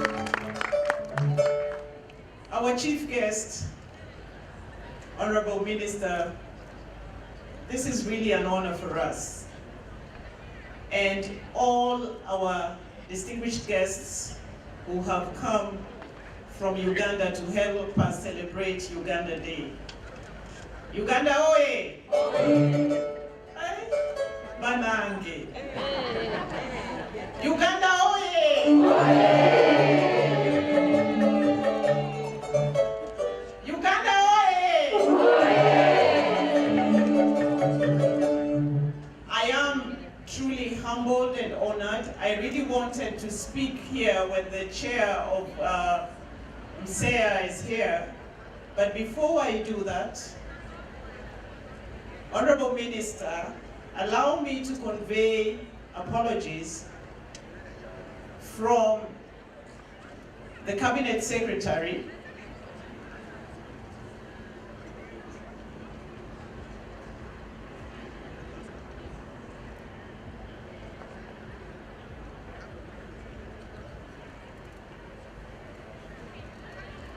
thank you very much. Allow me to convey apologies from our Cabinet Secretary, our Ministry of Cooperatives and Micro, Small, Medium Enterprises, who would have really loved to be with you today on this Uganda Day, but because of work exigencies, he has to accompany His Excellency, our President, to Mombasa. But he says he knows that we are together and that Uganda Day is actually going to be an exemplary day.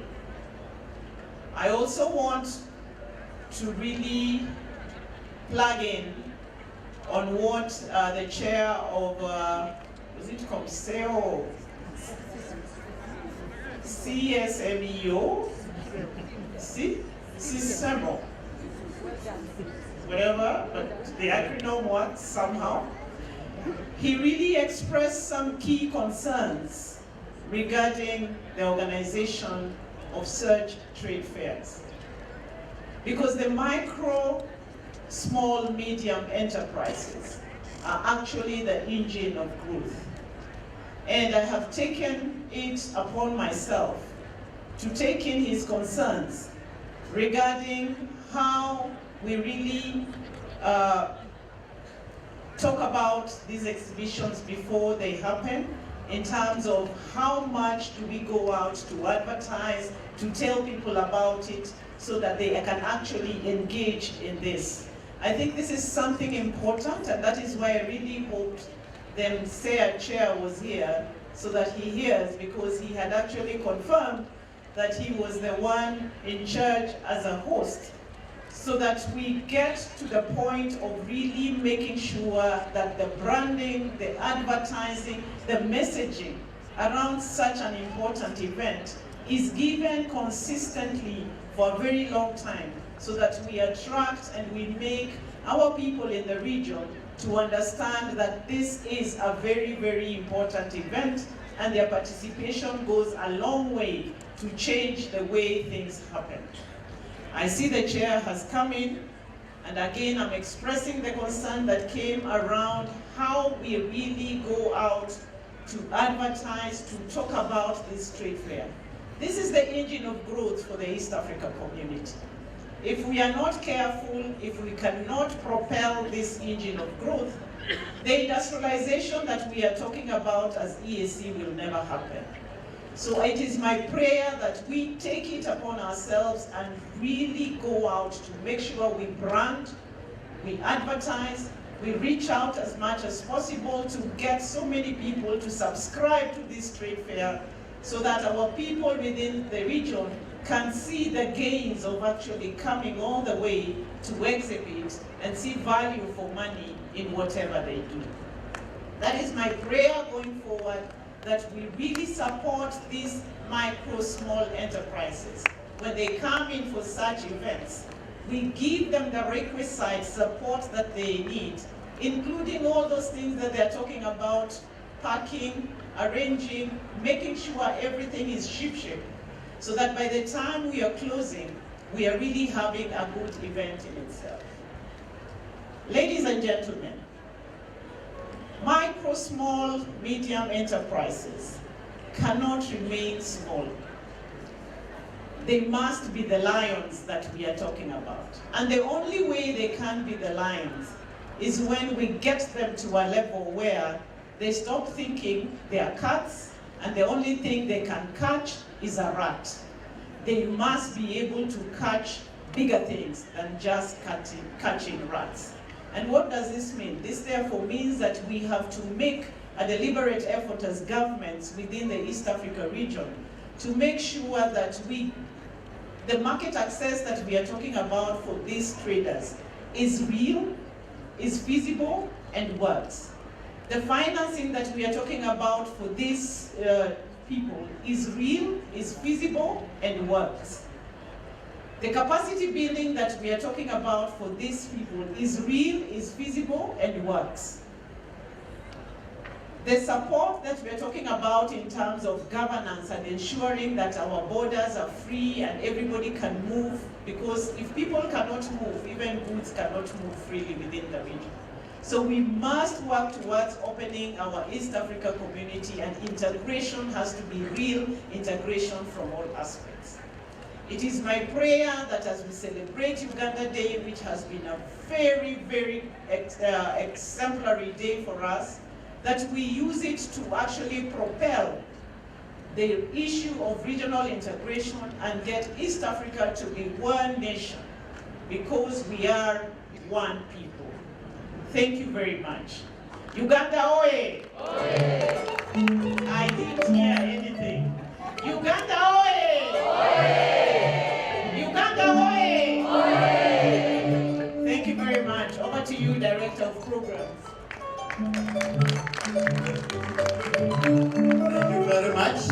And as we continue with our speeches or remarks for that matter, we continue to recognize those who are continuing to join us. We have been joined by the Ambassador of Iran and his wife in Kenya, the Ambassador of Rwanda in Kenya. We have the Deputy Head of Mission in Tanzania. We have the Consul General of Uganda in Arusha.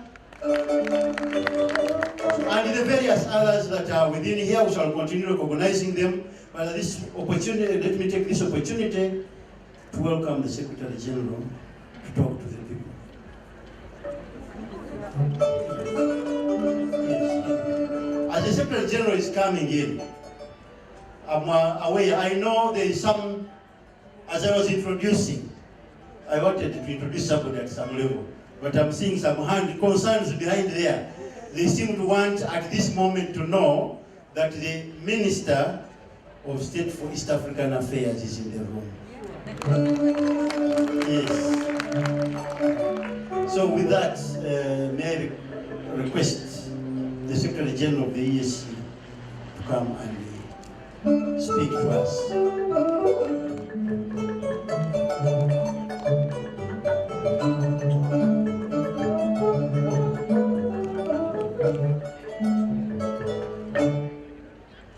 Our chief guest, Honorable General Wilson Buddy, Minister of State for Trade, Industry and Cooperatives, our Honorable Minister of State for EAC Affairs,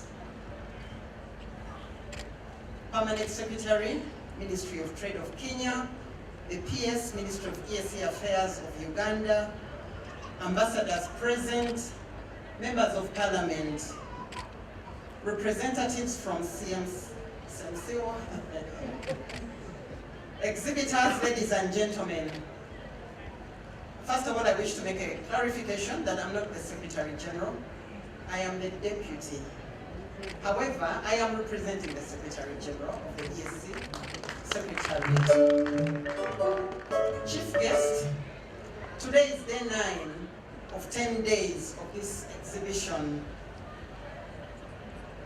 This exhibition has brought together more than 3,000 exhibitors, 300 of whom are from Uganda. I would like to thank the chapters of the different organizing committee as well as the regional steering committee for bringing together these exhibitors, and to the government of Uganda for specifically supporting the exhibitors that have come through to show what Uganda has to offer to the regional market. Yesterday, I spent my whole evening walking through the exhibition to speak to the different exhibitors and to hear from them directly what their experiences are. They are very appreciative to the Republic of Kenya for the hospitality, for the patience that has been exhibited, for listening to their different concerns and for providing solutions. But they also have major issues that they raised. They would like this trade fair to be more sustainable.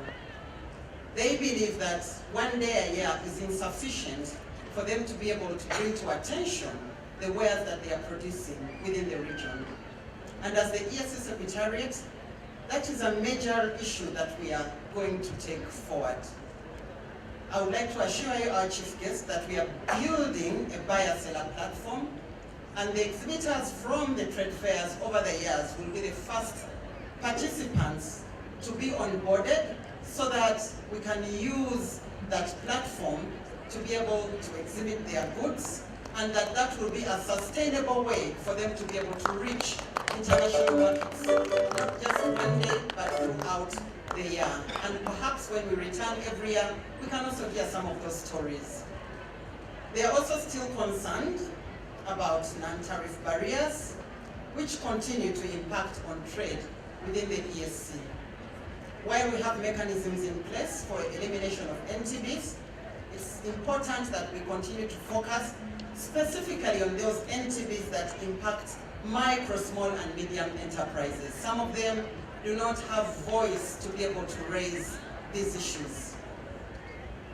Our chief guest, while today we honor Uganda, allow me also to recognize the importance of the other sectors that we are not exhibiting, sectors around trading services, tourism, logistics, and over the last days, we have been entertained by different troops from the partner states. And perhaps that's another element that we need to bring to our fair, our exhibition and trade fair, not necessarily for purposes of entertainment on the first days or on the partner state days, but more specifically to showcase to the world and perhaps also earn so that this trade fair continues to be sustainable.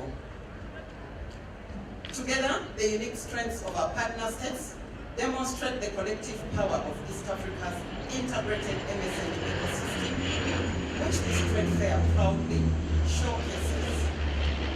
As we move forward, our exhibitors must continue to grow in scale and scope, and I think that's been a message that all the speakers before me also highlighted. This will ensure that every sector, every innovator has space to shine. As we celebrate Uganda's Day, we also celebrate the collective achievements of all our exhibitors whose creativity continues to drive our integration agenda. I would like in a special way to recognize the chair of the Micro, Small, Medium Enterprises Authority of Kenya. Yesterday we spent the whole evening engaging and discussing how we can continue to support our MSMEs. We left at 9:30 p.m., so if you could please stand up for recognition. I would also like to recognize our RPM, as I call him. I'm not sure where he is, the Regional Project Manager, Richard. He was here, Mutete. He does so much behind the scenes to make sure that this exhibition and trade fair goes well.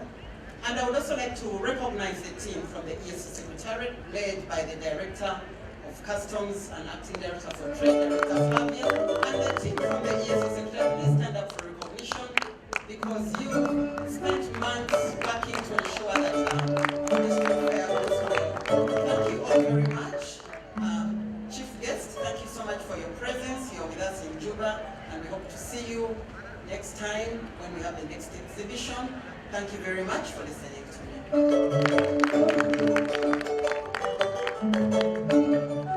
Thank you very much. And clap you, please. Right, clap. Yeah. Uganda, oh yeah? Uganda, oh yeah? Oh yeah. Now,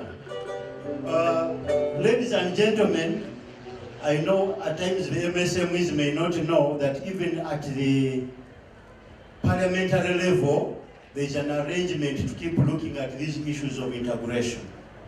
So we are privileged to have the chair of the parliamentary committee on East African affairs and some other MPs, which he will be able to introduce. Can you allow me invite the chairperson of the parliamentary committee on EAC affairs to come and talk to us. Thank you.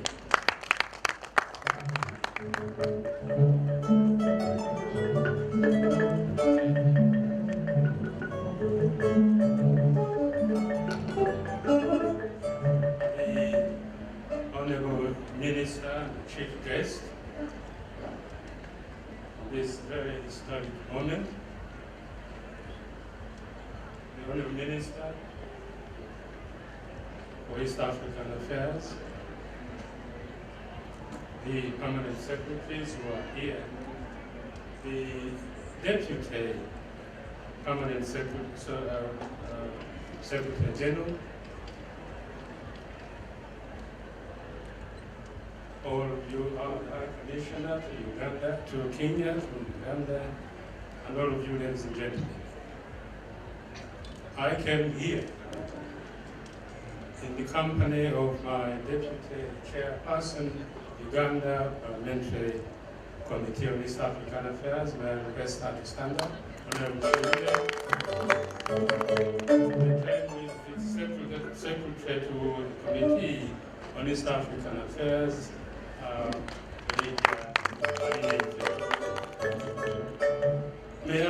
say that this is a very historic moment, particularly given the challenges and threats which our region is facing daily. Threats and challenges that will define our place not only in our history, but the future of the world. Increasingly, nations that are categorized as more developed have an ideology that emphasizes oppression, exploitation,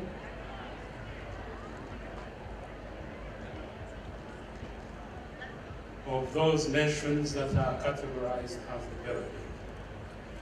It so happens that our region comprises nations which are considered to be developing.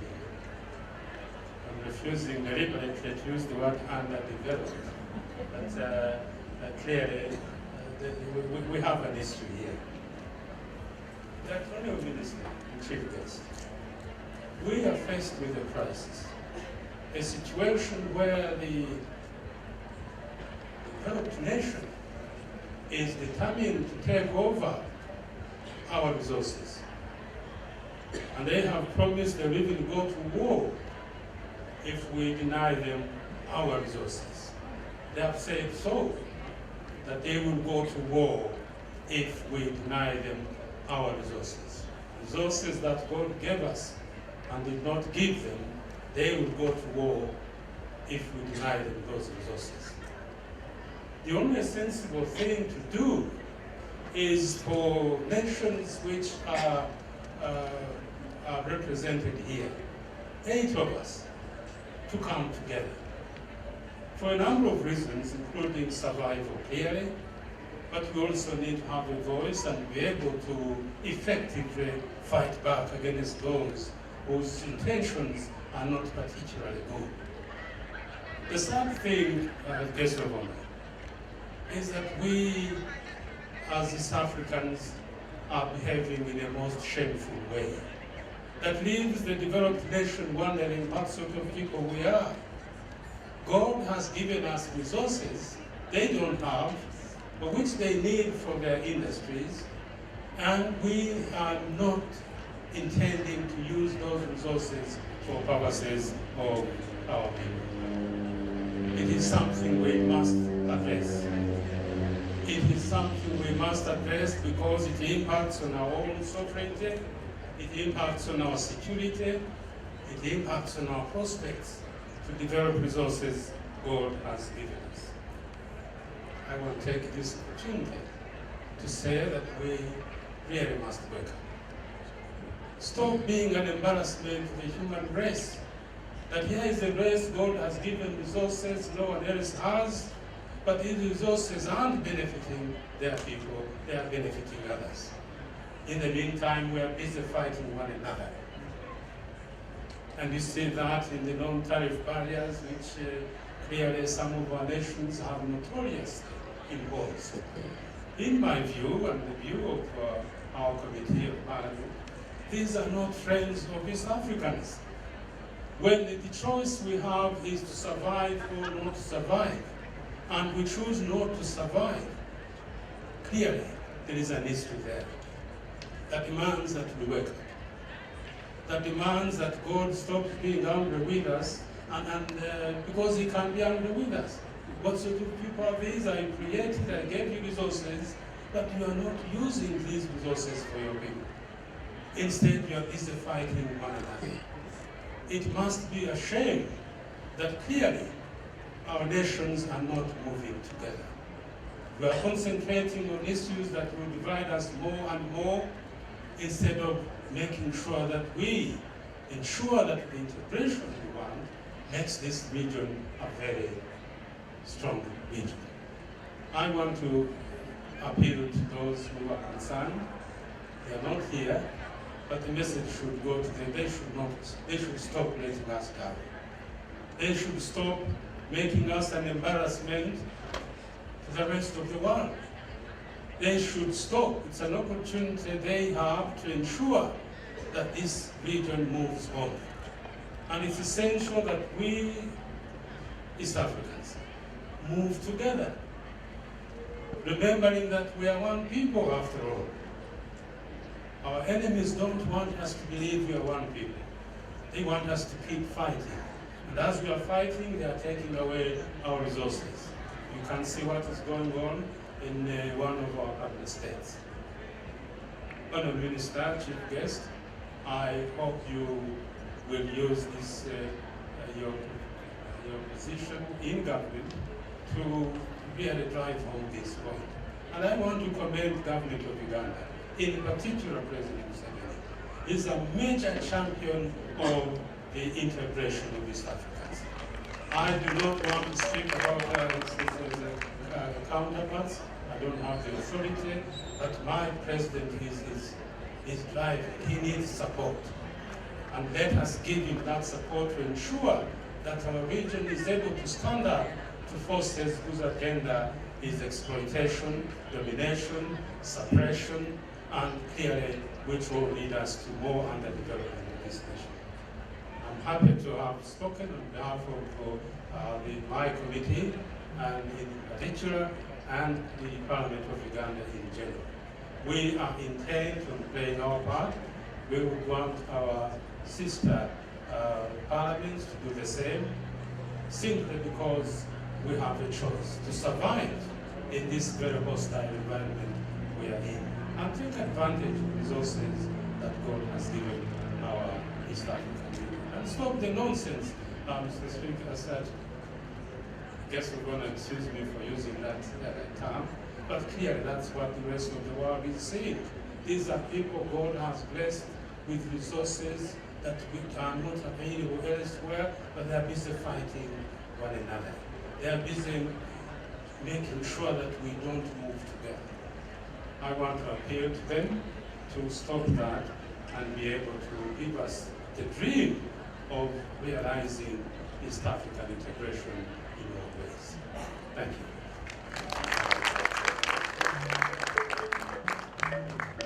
Uganda, oye? If can we clap for the chair of the Parliament? So when you clap, you intended to clap and you clap. Yeah, thank you very much for those remarks.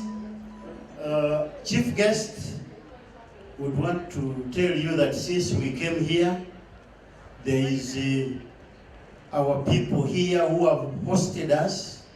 They have been guiding us in the areas, and there is this particular office and the person who said Uganda they should have the vibe. I'm not very sure whether we have had the vibe so far, and so she will tell us if she's seeing the vibe. Our Uganda High Commissioner to Kenya has been a good one, guiding us and advising us on a number of things, and also facilitating some processes as we are here. May I take this opportunity to invite you, Her Excellency, to come and talk to the people here. Thank you.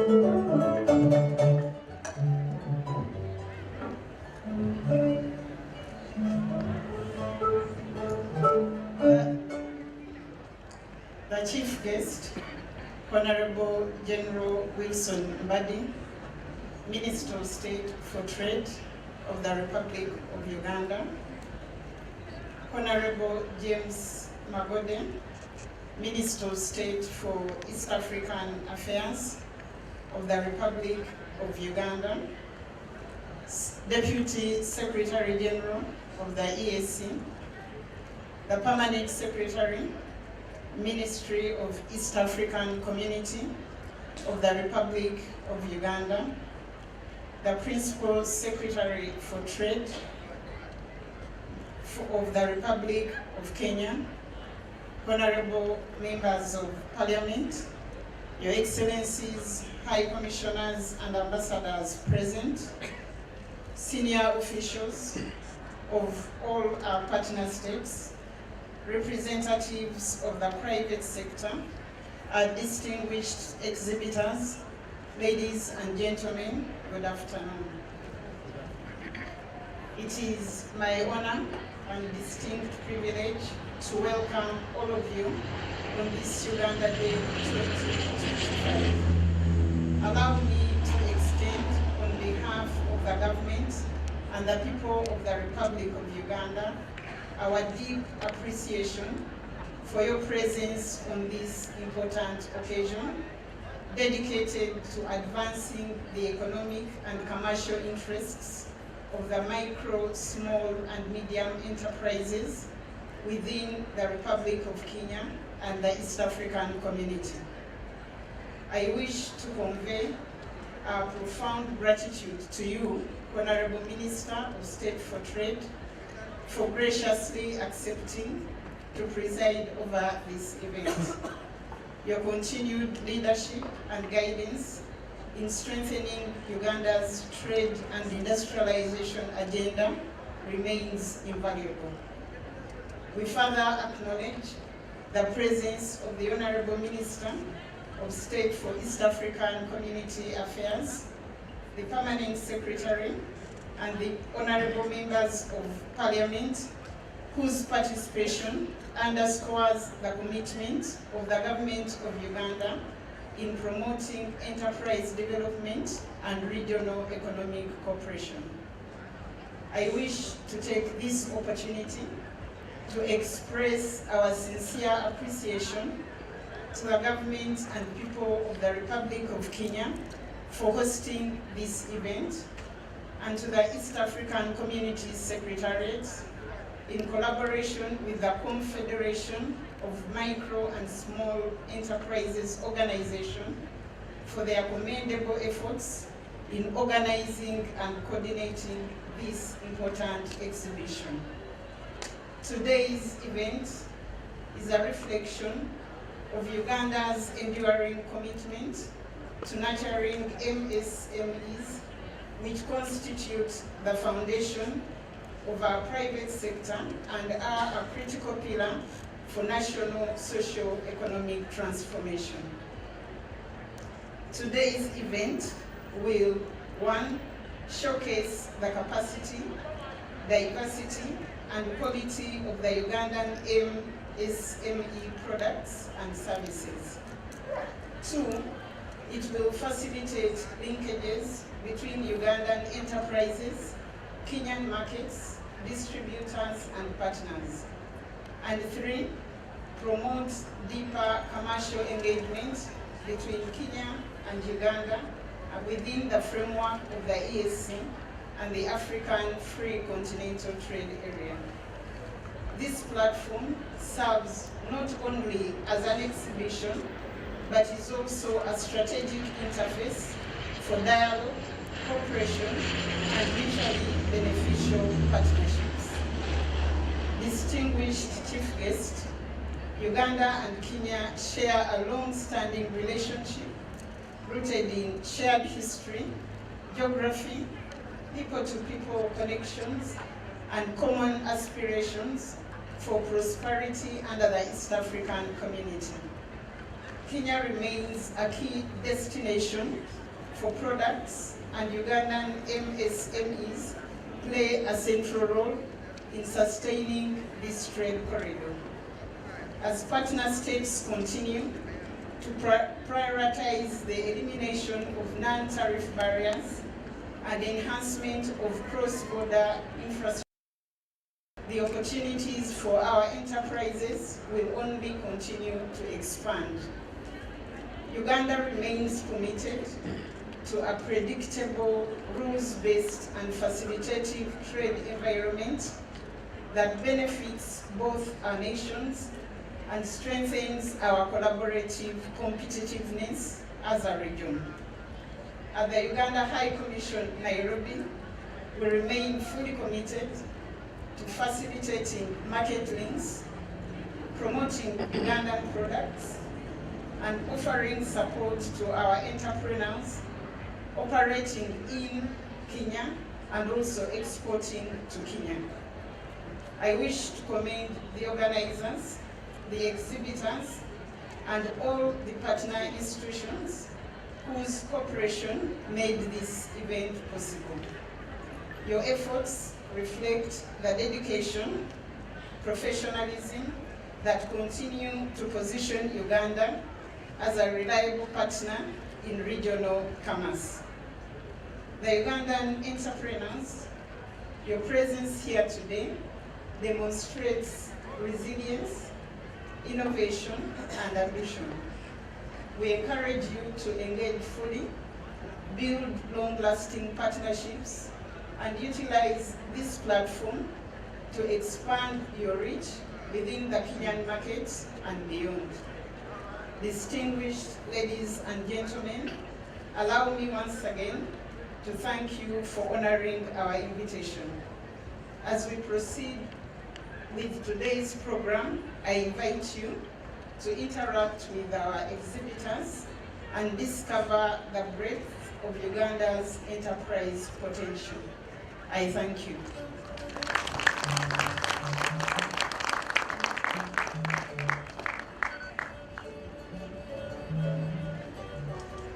Doesn't she deserve another hand clap?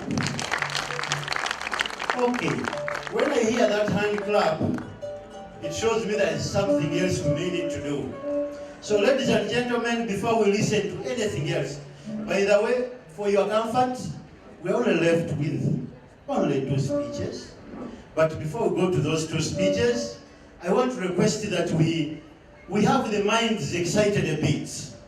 And I would want to request my friends here to lead us in that process, such that we can have the minds excited. Our colleagues, please, the minute is now. You can start. Thank you.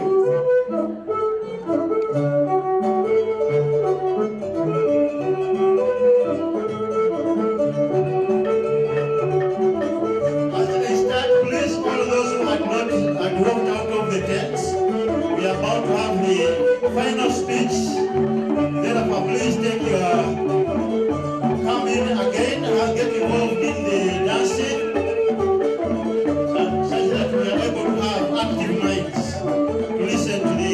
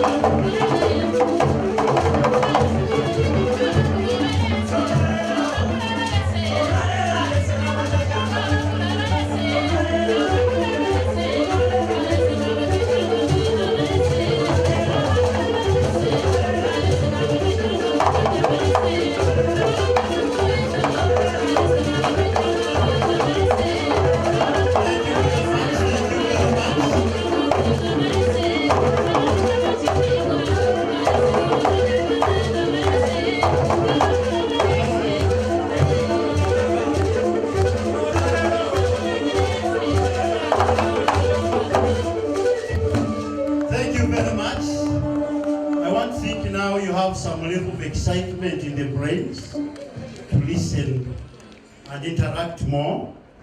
But as we transit from that, I'm happy to recognize, this morning we have been talking about MSMEs and cooperatives.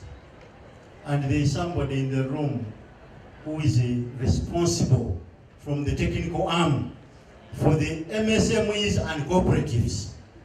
But you heard earlier when they told you there is somebody who had committed to make this day and the week, the whole 25th celebration, a very successful one, with a lot of innovation. She's in the room, but before I call her for you to see her and she says something to you, I will also recognize that amidst us, Uganda oye! Uganda oye! The other countries may not have an opportunity to have the Secretary General amidst. Uganda has the opportunity to have the Secretary General with us. And so, as I invite Madam Susan Mangeni to say a word to us, she will also help me invite the Secretary General to greet us. I thank you, Madam.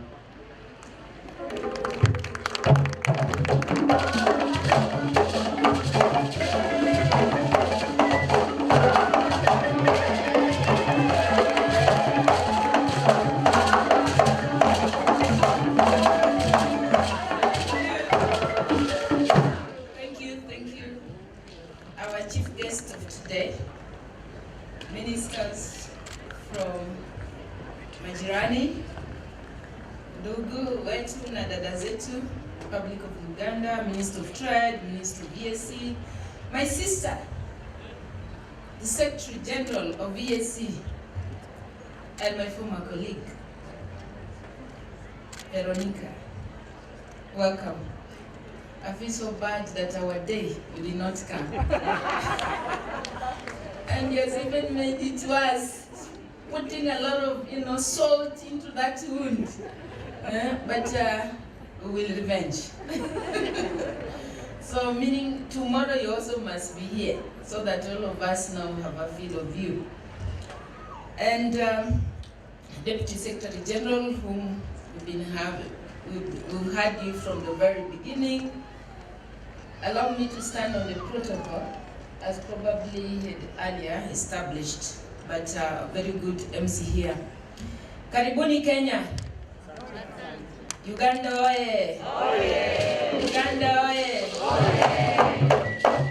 Umefurahi? Najua, for the last 1 week, umekuwa na mambo inaongelelewa. Nasema mada, nataka kujifunza kuswim. Nataka kujifunza kuogelea. Tumambo mmeanza kujifunza kuogelea. Ogelea, si ndio? Manake nataka kwenda kupambana na wale papa. Umeona mmesema mmeshinda vita za crocodile. Sasa mnataka wale papa. Lakini nataka kuambia hapa karibu hapa tuko na national park. Ndio ufike kule pwani. Kule pwani kwanza kuingia hapa national park.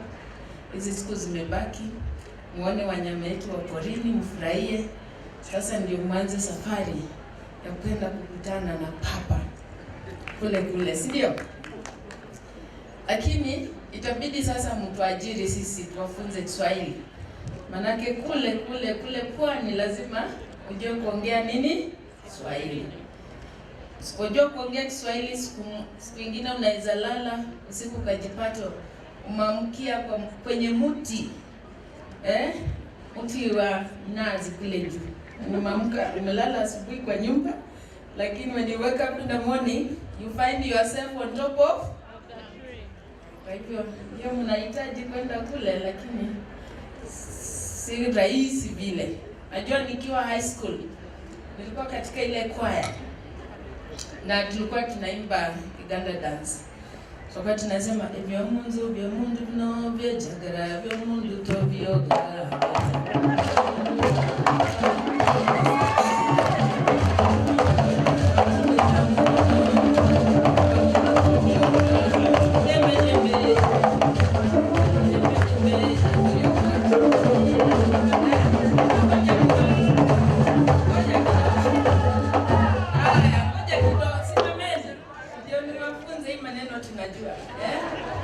Si ndio?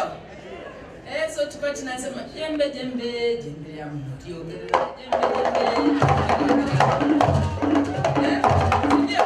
Haya, simameni. Twende.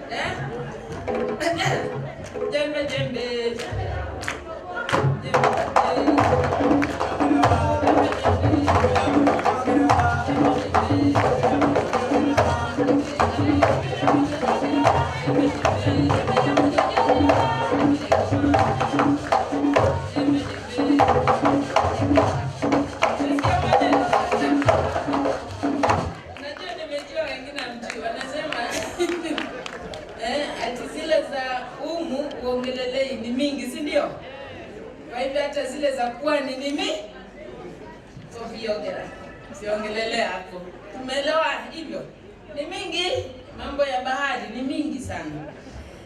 But our chief guest today, allow me to appreciate the Republic of Uganda,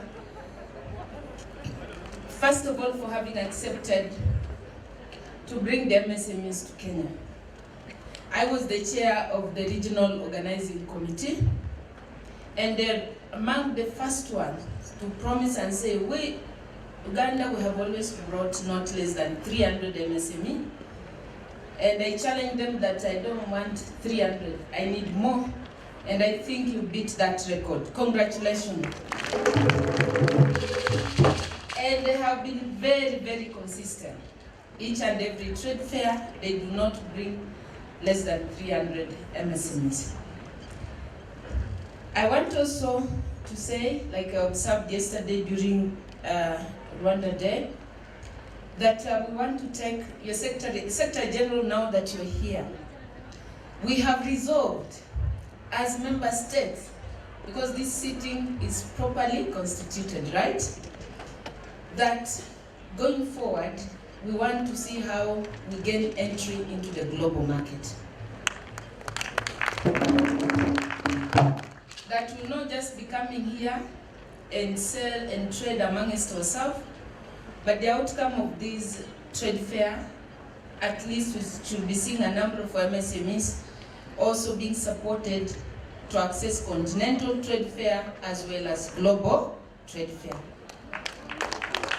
Secretary General, I gave an example of the leather sector. Every year in Italy, Milan, they usually host Lenapelle. This is the biggest leather value chain trade fair in the world. It's also like almost a week-long event. From the training, from production, machinery, up to the finished goods. And we are big when it comes to leather sector. And so we need to begin. I know we have a team going around looking at the various display. I want to request that for next year, we can actually pick a few entrepreneurs who came with the leather products and support them to go and showcase in Milan, Italy next year. And Madam SG, you will lead us in that course. At least we should be able to support one from each and every member state. If you have 8 entrepreneurs from our 8 partner states going to Italy, and then I think this will be a good show. And you all know that when it comes to fashion, Italy has always been the doorway to the European market. So I want to follow up on that. I think I have proposed, and as men of that opinion say aye. Aye. As men of the contrary opinion say nay. So ayes have it. Madam Secretary General, you must organize for us to attend Lenapelle. It's usually held in September in Milan, Italy. Tutaenda? Tuko tayari? We are ready to go. Thank you. Lastly, Madam Secretary General, we want to be observing trade fair in the month of November, and just before the Heads of State Summit. The reason why, again, we resolved the last 6 days or 7 days that we've been here, we have resolved as MSMEs from the region that we should be having this event in November, just before the Heads of State Summit. The reason being, matters of MSME, all of us are applauding and saying MSME is the cornerstone for economy, helping us, but whenever we meet like we are meeting today, we discuss issues that keep on affecting our growth. And we do not get an immediate platform for us to bring these issues to the attention of our leaders and the policy actors. Then we are not doing justice for the sector. So we wish that we'll be holding this trade fair before the Heads of State Summit, And then after that, the outcome of this conversation, the various proposals and solutions that will come from our MSMEs can also form part of the agenda to be discussed by the heads of state summit. Again, as men of that opinion say aye. Aye. As men of the contrary opinion say nay. Madam Secretary General, the power belongs to the people, and we are the people, and we have said that this month we know we are going to have the summit. We want to request that the teams here, the rapporteurs from the Secretariat, who have been noting down all the issues that are arising from each and every member state, and especially on the day of the EAC, where we had conversation with even certain actors from outside this region, that if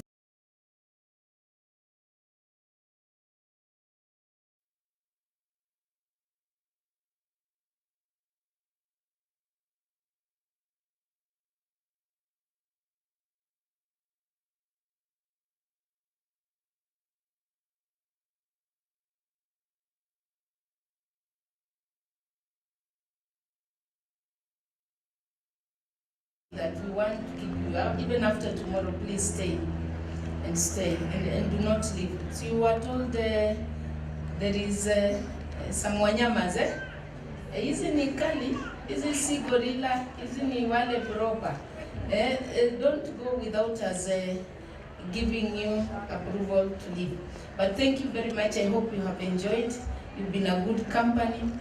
You showcased very, very earth-shaking innovations, and I've been able to purchase. Pesa yangu imebaki hapa mingi. Unaona hata leo nimevaa hii. Si ndio? Unaona nimevaa. Ni kitu tu moja yenye sina. Nimeenda ama sijaenda? Nimeenda. Nimeenda na nani? Thank you very much. Now let me take this opportunity to welcome my good sister, Her Excellency. Please stand up, because she can declare this meeting unconstitutional. Her Excellency, Madam Veronica Yuba.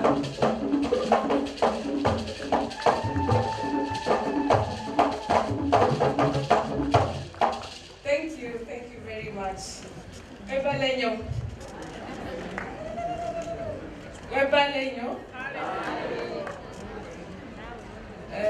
No, muli mucha. I'm trying to practice my Luganda. I know there are many languages in Uganda, but I hear Luganda is well loved. So, to my sister, what you don't know, and why I had to come, the Ugandans extremely love me, and I love them right back. And also, I guess as a Secretary General for East Africa, my hardest job often is to try and minimize my Kenyanness and increase my East Africanness, because I serve the 8 partner states. But that doesn't mean that any of the 8 partner states is not at my heart, but also home is home. So I had to be here, and thank you so much. The Honorable Minister of State for Trade, the Honorable Minister of State for EAC, PS MSMEs, Susan Mageni, and Trade Counterpart, PS EAC Uganda, Mama Edith Mwanje, my Deputy Secretary General, ambassadors present here, dignitaries, ladies and gentlemen, good afternoon. Good afternoon. Good afternoon. Happy Uganda Day. I must say a big congratulations, because this is really a great event. I've come here to a lot of dancing. In the very outset, I wish to really in a big way thank and congratulate my sister Susan for putting this together. She told me, we've had this conversation, and Susan, you have to admit that I told you I'll bring it home, and I delivered. We could have taken it to anywhere else, but we brought it home. But when we had that conversation, Susan told me, I will deliver in a big way, 100%. Has she delivered? Sure. Let's give her a round of applause. I guess Susan didn't do her homework on is that Kiswahili and the Ugandans is like River Nile and Indian Ocean. So when she was busy talking to all of you in Kiswahili, I could see the struggle was real. So maybe next time we will tell her that these people of the crane prefer to speak the Queen's language. And that's where they are stuck. So it's really a great honor to join you here for Uganda Day as we celebrate this spirit of enterprise, innovation, resilience that defines the people of Uganda, and we've seen this. I was telling the Minister of State I had the opportunity to watch very amazing dances from Uganda during Uganda Day in Dar es Salaam, where we were invited at the embassy, and I was seeing these ladies balancing almost 15 gourds on their heads, and I was wondering how do they even do this without dropping it. So I'm really happy that we are also joined culturally here by the troops. Uganda's MSMEs are the backbone of the economy. We know that they drive over 80% of employment and power local people, powering local value chains and creating opportunities for youth and for women across the country. Today we are here to recognize that contribution. We are here as MSMEs and Juakali because we are promoting intra-EST trade. The pillars of ESC, number one is movement of goods and people across our borders. I had the opportunity to visit Gatuna-Katuna border. Who knows where that is? Rwanda. Perfect. Rwanda-Uganda border, Gatuna-Katuna. And I don't know the G or the K belongs to which one. But I met women traders. And because our team at the ESC, led by our Director of Trade and Customs here, were training them on just ease of doing business across borders. And it was just fascinating to listen to the women. And as ESC, we are committed to facilitate trade and make it easier. These women, I asked them, do you sell your goods in Uganda shilling or in Rwandan franc? And they said, no, we just keep the money and we use it on a need-to-do basis. So we need to make sure we have cross-border payment systems. And we are really working with the various governments to make that a reality. So as we mark this special day, we really, and I as Secretary General, wish to reaffirm our commitment to strengthening the environment in which our MSMEs operate. Our statistics show that the numbers have grown. We are trading with each other more and more. Look at what is out there, you know, and kudos to my team led by my deputy here, beautiful Annette from Uganda, for wasalimie watu wako.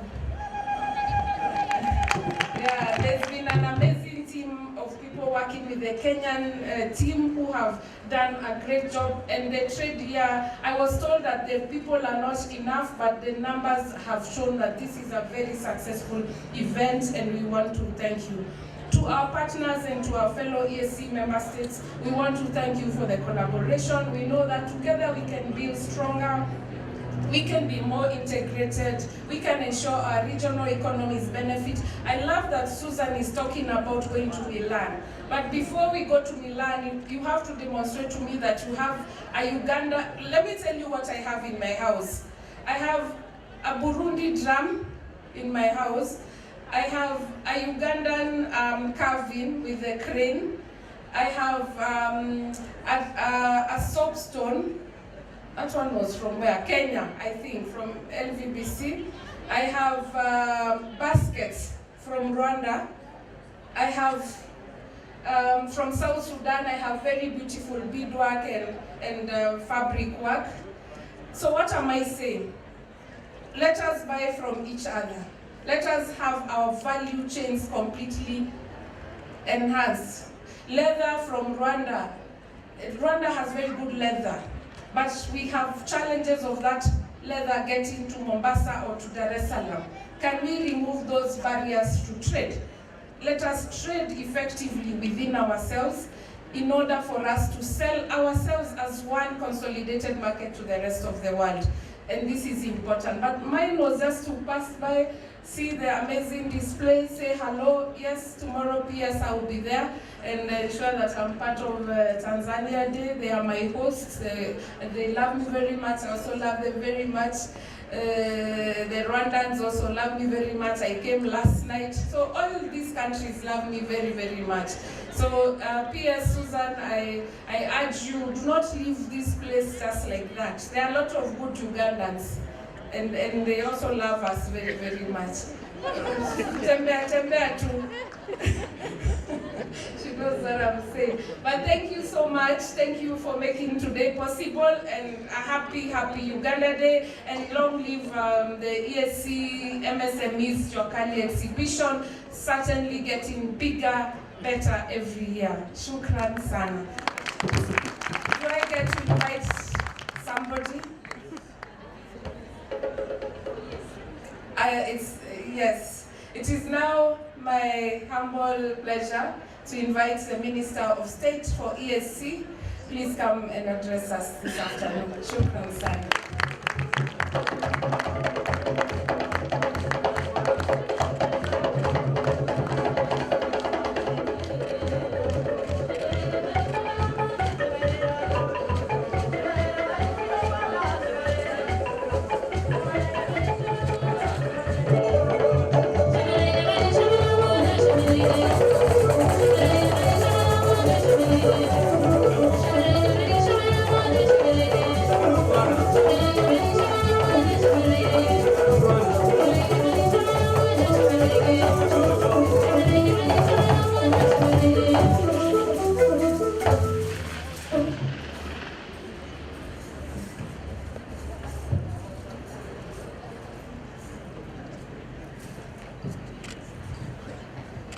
Our guest of honor, the Minister of State for Trade, Industry and Cooperatives of Uganda,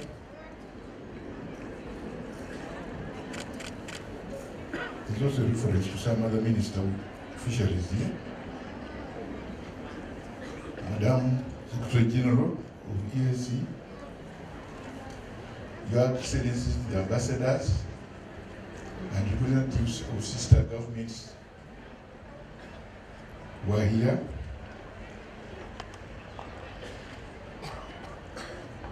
The honorable members of Parliament from our areas, all the distinguished guests.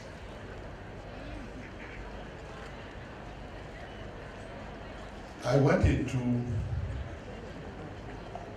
react to a provocation which had been made, that in Uganda, Swahili died. So na mimi ningependa kuzungumza Kiswahili kuhakikisha kwamba hata Uganda kuna Swahili.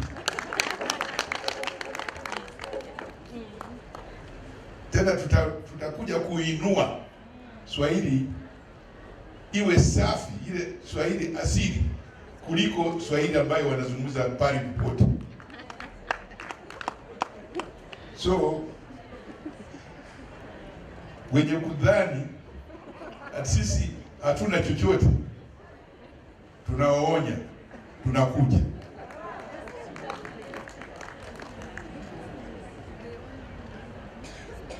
So distinguished guests who are marking this occasion today,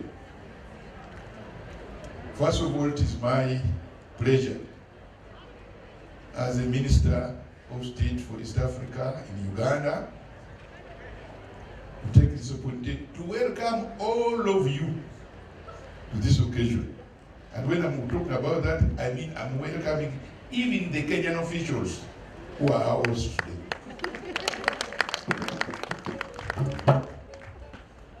This is just to affirm that the spirit of East Africa, which our heads of state initiated by many years ago by having the Treaty for East African Community, lives on.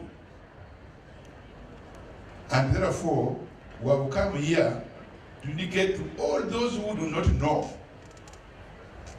that this part of the country is part of East Africa. So if there are any Kenyans who don't know that this is East Africa, we have come to tell them that we are East Africa and we are all here. Because this is to mark, that's why we are marking this occasion on a rotational basis, going here and there. The very spirit which initiated this kind of effort was to enable Africans to regain their unity on a number of fronts. Because colonialism had already separated East Africans first from their own resources, their dignity, from their own dignity, because they are not dignified. Even in East Africa, the most indignified people in Africa were Africans themselves, due to the hands of colonial administration. Then they also separated us from our geography.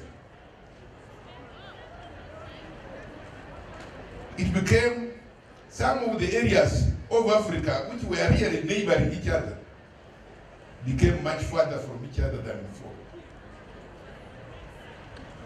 You notice that what is now called the Congo neighbors Uganda. But in the past, for Uganda to go to Congo, we had to go through London, Brussels, then to Kinshasa, or by then it was called what? There's another name which is there, we're calling it. What was Kinshasa called before? No Kinshasa particularly. Leopoldville. It was called Leopoldville. Very far from Kampala. But it was nearer Belgium and were nearer London than being near each other. So we have come to restore some of the lost values. We have also come to regain our dignity as a people. Because politically, even that was removed from us. So there are many things from which we are estranged. Therefore, when we are talking about unity, I want us to look at that unity from that multifaceted dimension. So that we look at the journey which we must undertake is a big one. To restore the people of Africa to be Africans, to be near each other in order to integrate and to do common things which they should have been doing all along. Therefore, we are here today to recognize and celebrate the fact that this is going on. Because after the signing of the treaty, there was the proposal that we should have rotational fairs by SMEs and many other things which were going under the aegis of East Africa to go on. But today, we are now realizing this in actual fact. So it's not just theory, not just put a theory which is no longer applicable, but it's being applied in reality, and you can see the outcome is to have these SMEs which have been going on. Last time I was in Sudan, we have been together in Mwanza and in many places, and we shall continue to be so. By so doing, we are rediscovering East Africa in more than one way. That's why I'm proud to be here today, and therefore we call this an important occasion. This is an affirmation of our desire for that unity. In particular, the SMEs have their own engagements which they have been undertaking here. By our being here, we are also recognizing them and therefore encouraging the many processes which will create us necessary strands to restore the unity of our countries. So it is in that respect that I am happy to welcome you all and hoping that you will take today's occasion as a lesson, as a memory for many other eventual actions which you might take to deepen the things that we intend to do. Therefore, my remarks are intended merely to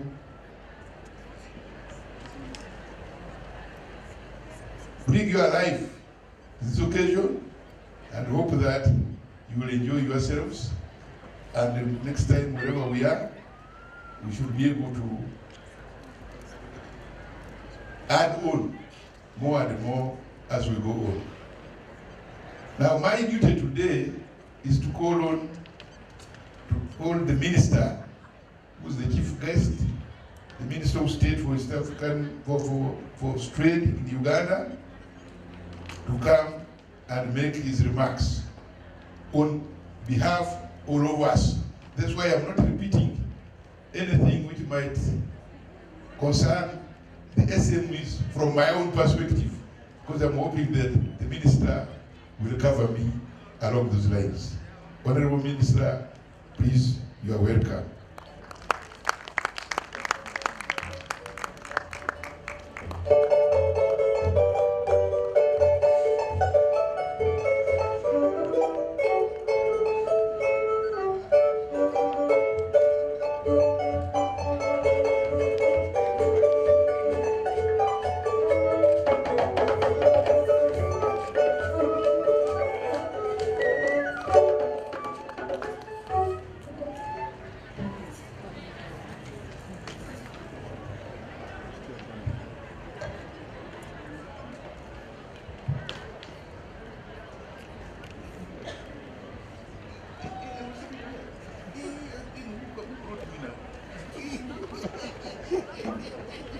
Honorable Minister of State for East African Affairs in Uganda,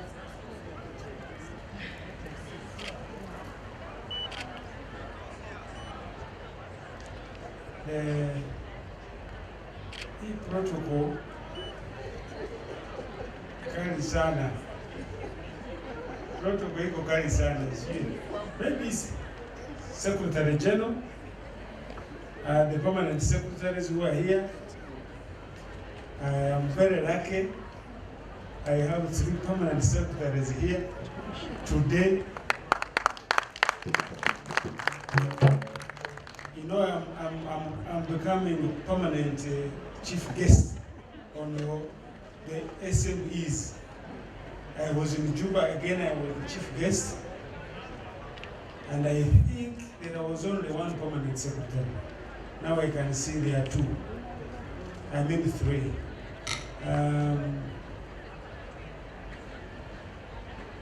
The excellencies, the ambassadors who are here, I'm told there is one from, I saw one from Iran, then Tanzania, then Rwanda, Oraho, Oravugichi.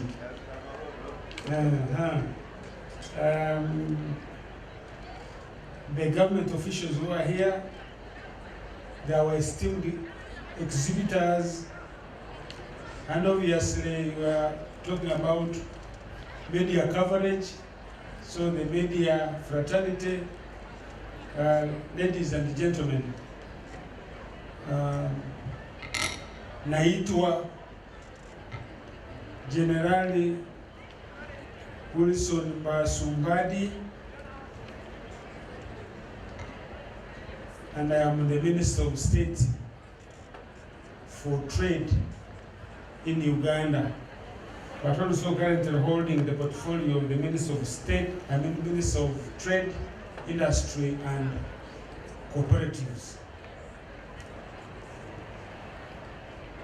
First of all, I am happy to be here again today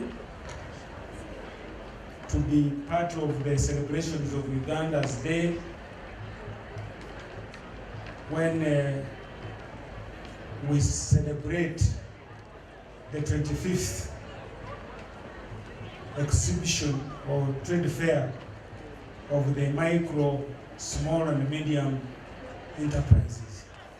Secondly, I want to take the opportunity to welcome all of you for coming to celebrate with us our Uganda Day.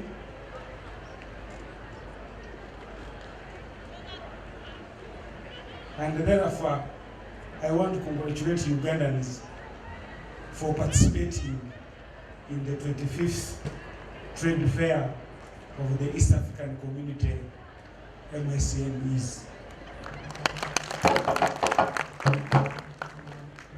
The smell when he came here, I think he first read the book of Lamentations, kind of lamenting before he started with the positives of the whole thing. But you hear Honorable Magode Ikuya, the Minister of State for East African Community Affairs, has told you the broader benefit of merely being here to attend this occasion.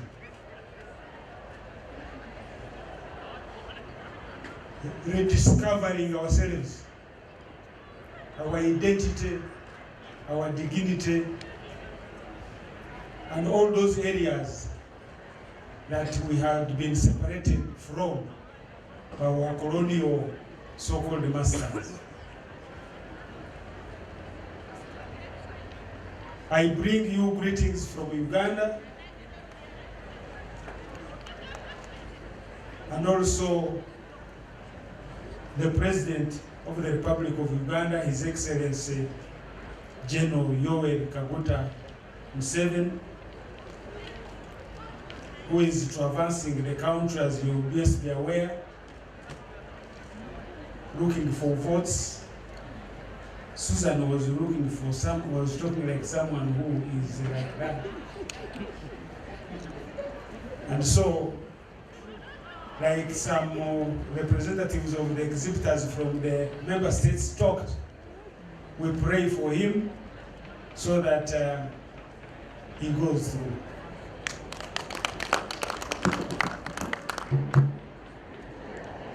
I want to extend my gratitude to the Republic of Kenya for accepting to host the 25th East African Community MSMEs Trade Fair, and for the hospitality they have extended to, first of all, our exhibitors.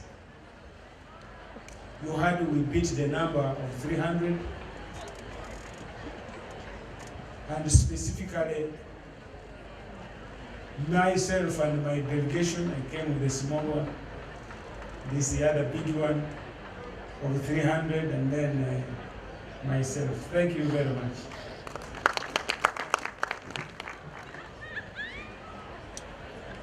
I want to start from a broader perspective of the urgent demand for our focus on and commitment to the unity of the East African community, as my senior talked about it, because I think it is the reason, although I look younger than him, meaning he should have talked last, but I'm talking to last because of the arrangement that we are integrating through trade. So he first had to talk about the integration, and then I come last to talk about the trade. This is because The broader perspective will help us to locate the importance of MSMEs and the significance of the East African Community MSMEs trade fair. I will also focus on promoting the development and sustainability of the MSMEs. As you are aware, we are here inspired by the cardinal spirit of the East African Community, that we are one people and that we share the same destiny. Madam Secretary General of the East African Community was saying that we are like River Nile and the river and the Indian Ocean as far as Kiswahili is concerned. Hii watu moja, hatima moja. Ndio maana ya one people, one destiny.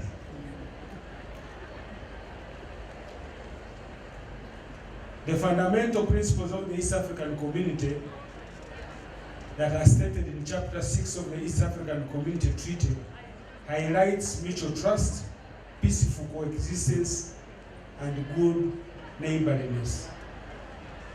And it is indeed gratifying to note that the trade fair is in accordance with the objectives of the East African Community Treaty, especially the one in Article 5.1, which states that the objective of the community shall be to develop policies and programs aimed at widening and deepening cooperation among partner states in various stipulated areas for the mutual benefit, for their mutual benefit. The trade fair is also in the spirit of Article 7.1a, which states that people-centered and market-driven cooperation is one of the key principles that guides us to achieve the objectives of the community. Ladies and gentlemen, let us remind ourselves of the vision of our great leaders, Mwalimu Julius Kambarage Nyerere, Mzee Jomo Kenyatta, who were at the forefront for the establishment of the East African Community. And now, His Excellency General Yoweri Kaguta Museveni, the torchbearer now of the vision. These people cherish the view that we have more things in common that unite us than what should divide us. Kwa hiyo hii mipaka si hatujakuwepo wakati wanaweka au wanaamua kugawanya watu waliokuwa moja wawe chinaga, halafu wasiangaliane kama watu moja.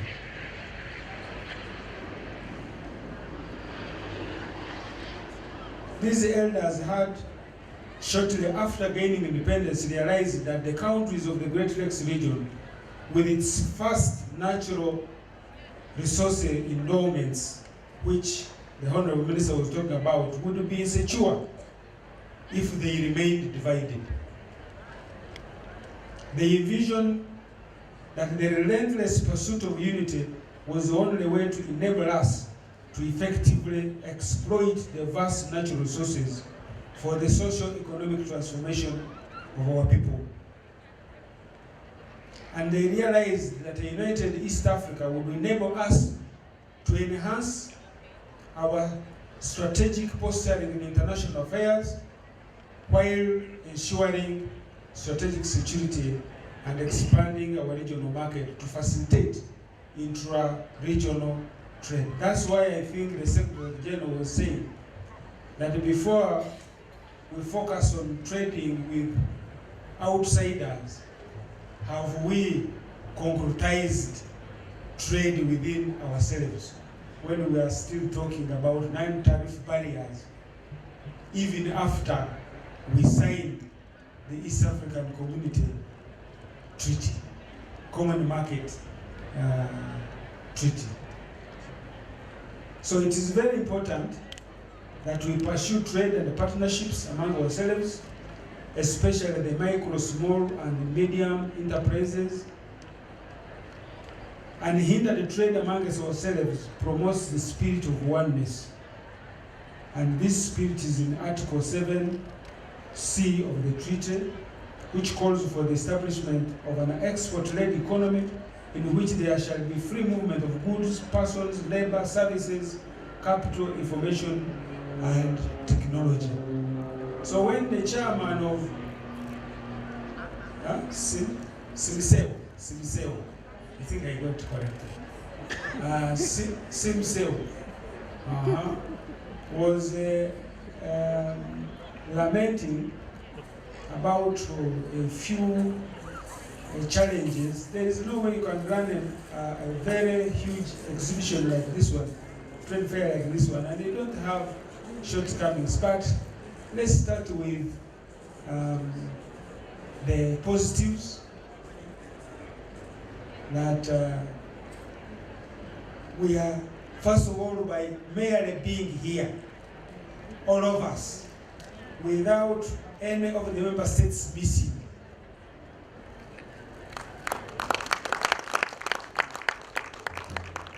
Is an indication that we are ready to work for unity, which gives us the strength, because we are a big market, over 300 million people that the Secretary General is presiding over. And if these ones alone traded together, it's a huge market. It's a very, very huge market. And then from there, many of us are members of the COMESA, which is about 700 million people. And I think all of us have already signed the Africa Continental Free Trade Area, which is about 1.4 billion people with a total market value of $3.4 trillion US dollars. We divided this money amongst ourselves. Wouldn't we be rich? Sasa Ulaya tunatafuta nini kabla hatujakula hizi zenye ziko hapa? Therefore, Honorable Minister, Permanent Secretaries, and Secretary General, and all of you, it is very regrettable that we still suffer from non-tariff barriers to trade.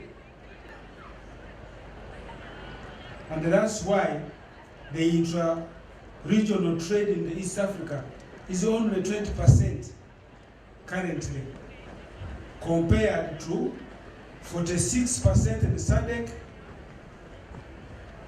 and 65% where we want to go in the European Union. For us here, 20% only. And the SADC is 46%. The European Union have already agreed to trade amongst themselves, and they are at 65%.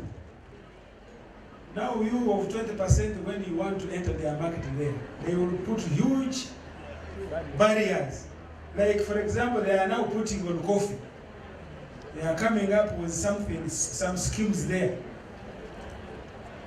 of if you grow this coffee where there was a forest, then that coffee cannot access their market. Soon they will say some of our people are neighbors to national parks. And so sometimes they push the animals in there too. And they are about to come with the probably other conditions that if you graze your animals in the national park, the skin,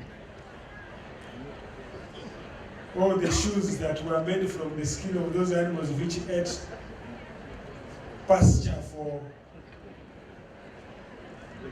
the conserved animals should not access their market. So they have all this. So actually we should consolidate our market so that we can trade between ourselves. However, if we cannot promote trade among ourselves, how can we benefit from the continental free trade area and those the other external markets?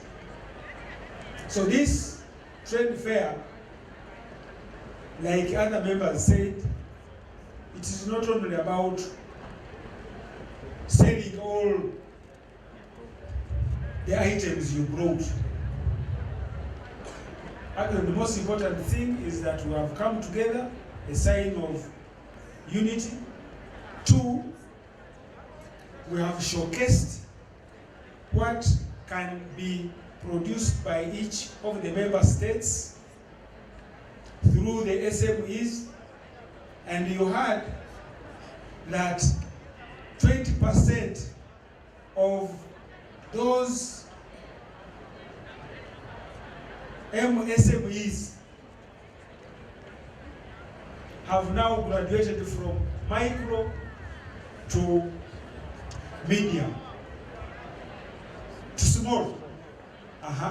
And then another 10% has graduated from small to medium. And so we need to encourage now these to work together so that they become groups that can now graduate from medium to large. And I think that's where now, as governments of the member states, we need to focus on. These SMEs grow, one, because they have accessed a larger market. So if we work on the non-tariff barriers, then they will access the market and they will grow because they will be bringing in more money. The second thing is helping them access affordable financial services, cheap money. If a small MSME goes to the bank of Kenya Commercial Bank, KCB, or Stanbic in Uganda, after 6 months it will have closed because they are giving them this money at 28% interest. How will he sustain it when he is a micro or small? So we must help them access cheap funding. I am happy to hear that in Uganda we are making several initiatives, but yesterday I was with the PS, Minister of Trade here, and she was mentioning about a program that His Excellency President Ruto launched of making available money that SMEs can use without any collateral. So all of us, Secretary General, when that agenda comes that Honorable Susan was talking about, I think those are some of the areas. These barriers must go. The other time I was meeting with my counterpart from here in Mbale, and we talked about these barriers. And so the earlier we sort them out, the better. The issue of accessing the market. And then, being here, the other benefit is that you network, you create a network. And if we digitalize that network, people won't need to come here to come and buy what the Kenyan showcased. Again, yesterday, the Permanent Secretary, Minister of Trade here, said that she had gone, I think, to attend some function by youths who were innovative in AI, artificial intelligence. Some of us who are BBC, born before the computer, that is like French. And what she observed there made her happy. So she asked an innocent question, I think, that if I want this product, how can I get it? And that the youth just told her, no, we are online. Just enter us and we will know that you want this item and we shall bring it where you are. So you can see that these SMEs, to access the Kenyan market, do not need to have shops here. They only need to be connected. And so the fact that they are here, if you have not sold, don't go without a business card of another SME from Kenya or from South Sudan or from South. That will make you electronically access the market and you will make money.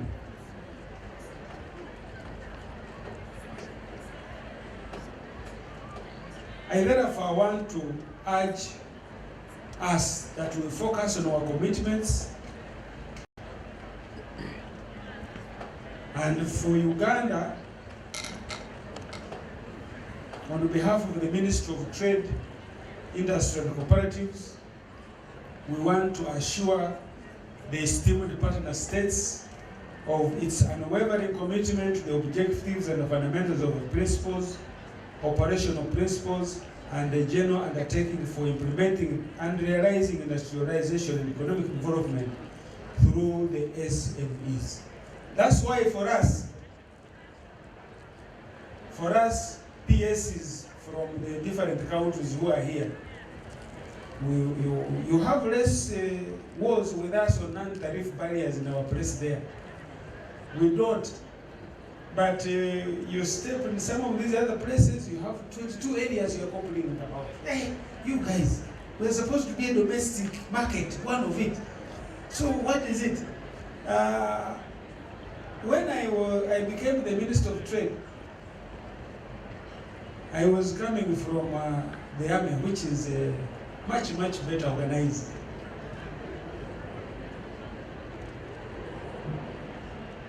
So one of the companies making oil in our place there came to me and said, we are closing. I said, why? He said, all our raw materials are going to Kenya, others are going to Tanzania. Then I innocently said, but this is supposed to be competitive.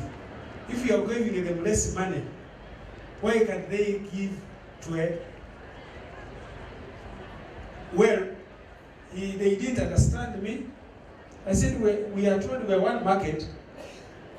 Even if these people come to the gardens and they are given more money, they will have to sell where the money is more. This thing, you remember, it reached cabinet. And the president overruled us and said, this is one domestic market. So if the Tanzanians are bringing more money for a kilo of ground nuts, just grow more. Help these people to grow more so that they can satisfy both the local and the regional market. But for us, we wanted to put a barrier so that ground nuts, which the other gentleman is using to make oil, doesn't get out of Uganda. I said no. So that's why for us, you have very, very little or even no wars. But I have now since understood the power of bilateral engagements when I engaged my friends from here on the non-tariff barriers.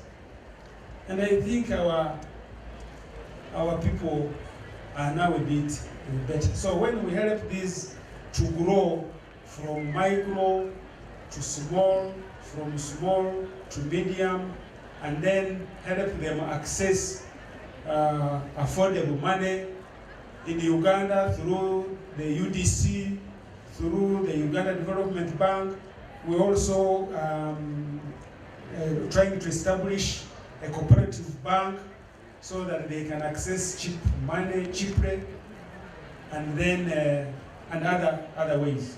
So it is important, therefore, to note that SMEs are the backbone of the East African economy, and the world over, those economies that we are talking about that have grown, they have done it through SMEs.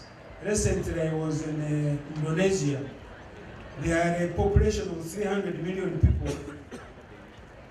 They have 94 million SMEs on the principle of one product, one village. So if these ones are growing sorghum, these ones will grow coffee. These ones will not grow sorghum. This other one will grow beans, then for you grow maize. And therefore, even amongst themselves. So 300 million people equal to our population here of the 8 countries we call East African Community. But divided by borders that we did not participate in. And so SMEs will really help us to grow. Because first of all, they also, apart from stimulating export, they also create jobs and regional growth through creativity, innovation, and entrepreneurship. They constitute approximately 80 to 90% of the private sector businesses, 60% contribution to employment, and 29% of the gross domestic product in Uganda there. Therefore, supporting them and other startups is a sure way of fostering a people-centered and market-driven community. The government of Uganda, like I said, has put in place a number of initiatives to support MSMEs and startups. And the recent one is the Parish Development Model Initiative, where financing is given to the homesteads, the 31% homesteads that hadn't joined the money economy. And I think this is similar to what our president here was launching. And this is intended to integrate them into the money economy. There are other initiatives such as strategy and policy harmonization of coordinating mechanisms of this MSE support, the skilling initiative to train them to do business better, supporting the standards body so that the products are conform to the standards of where they are to sell them. So we only need to consolidate the market access, especially in the region. And then on the side of the SMEs, we want to encourage you to get organized better, especially the leadership. The leadership, when we talk to the exhibitors, they also have issues against the leadership. Although the leadership has issues against us, but the exhibitors also have issues against the leadership of Simeo hii. Simeo mwangalie sana hawa watu. So please listen to them also, just like you want us to listen to you, so that we are moving in a transparent and confusion-free environment to help them. Don't satisfy yourselves. The support we give you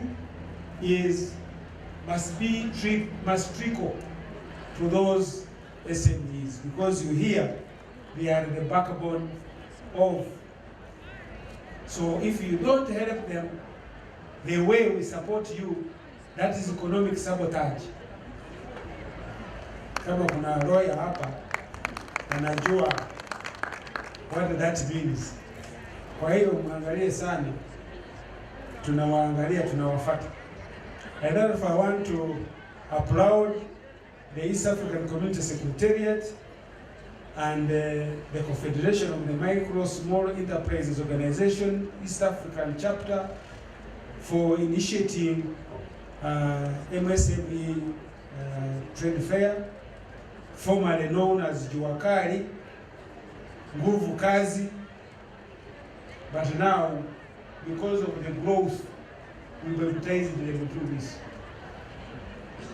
We added them, now they are MSMEs, and you can see micro, now they are growing, becoming small, the small are becoming medium, and we want that the support will give you, it kind of makes you grow to the large, which can access bigger money through, for the Uganda, of course now I'm talking to the Uganda SMEs, Uganda today, through UDC, through Uganda Development Bank, through the Cooperatives Bank, so that you get cheaper money other than through the commercial banks.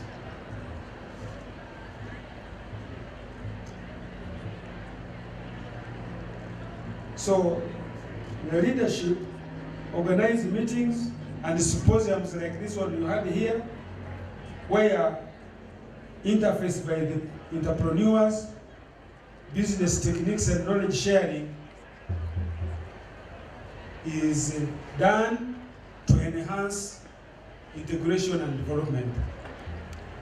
So as we celebrate our Silver Jubilee, we should draw back on where we have come from and assess the achievements, successes compared to where we were and where we think we should be going. I am happy that the Deputy Secretary General mentioned about a platform that is in the offing, so that you are able to track these people. You remember when we talked in Juba, I was asking whether the ones who have come and the ones who came last time, and you are saying, no, these other ones are new. And so I was asking, do we have a mechanism of tracking whether these people did not come because they collapsed or because now they have grown to something else? And so I'm happy that you mentioned that now you are coming up with a platform. Obviously that platform will help in tracking their performance and challenges, so that nobody falls off the bandwagon. Let me, at this juncture, once again appreciate the support provided by our development partners, including the EU, through EU East Africa Community Market Access Upgrade Program with the ITC, not ICT, through the International Trade Center, partnering in implementation. A number of improvements have been made in the quality of the products exhibited here. As demonstrated, we want to thank all those contributing to the growth and competitiveness of our MSMEs, and I would like to thank also the government of South Sudan for the good environment that they provided when we were in Juba. As I conclude, I want to reiterate Uganda's appreciation to the people and the government of the Republic of Kenya for hosting the 25th MSMEs Trade Fair. I also want to thank the Uganda chapter for collaborating with the East African Community chapter, collaborating with the Kenyan chapter, the Ministry of East African Community Affairs, and obviously the Ministry of Trade, to be able to mobilize this number of exhibitors who are here in Nairobi. I thank you all, and I also want to thank the exhibitors for remaining. The fact that you have not had police cases around, they have remained disciplined. That is not a very small matter to keep all these people here, but control themselves, bila ulinzi, bila. So lastly but not least, I further thank with gratitude the Ugandan embassy, which was able to also make some coordination and also take care of some issues raised by the Ugandan exhibitors. I express our gratitude to all the organizations that are supporting the development of MSMEs in Uganda and East Africa.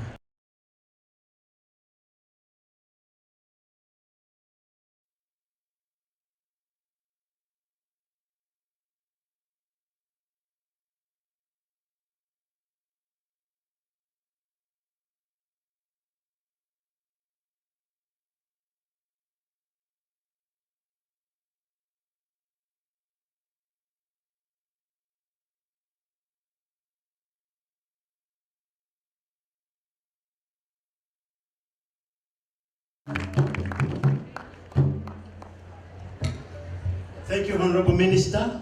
I know you have stood for long, but we shall request your indulgence that we shall have a few photo moments that we shall have at this minute, and very few. Ladies and gentlemen, we are requesting the VIP team to get to the front here to take a photo with the guest of honor. We shall also, as Ruth is coming, she may want, yes, please help me on that. The chief guest, we would want the picture take here, and the VIP team. Yes.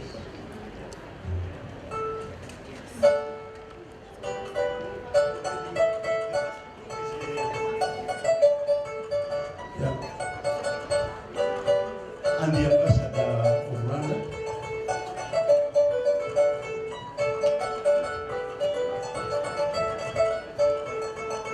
Ambassador, the person who was sitting next to us has remained behind, but we...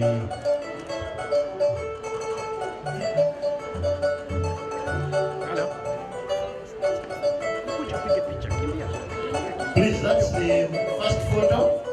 I want the officers from the MDS from Uganda to be ready. All of them, all the officials, please be on standby as the group is getting, as the first group here is getting back.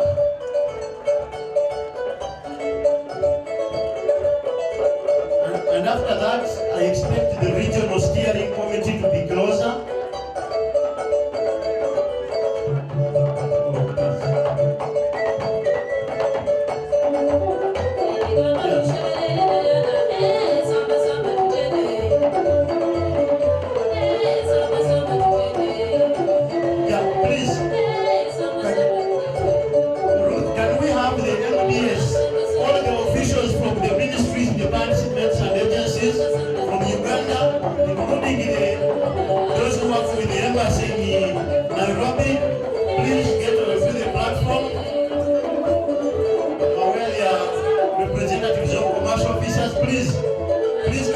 first. In that process, I will also request the regional members come now back.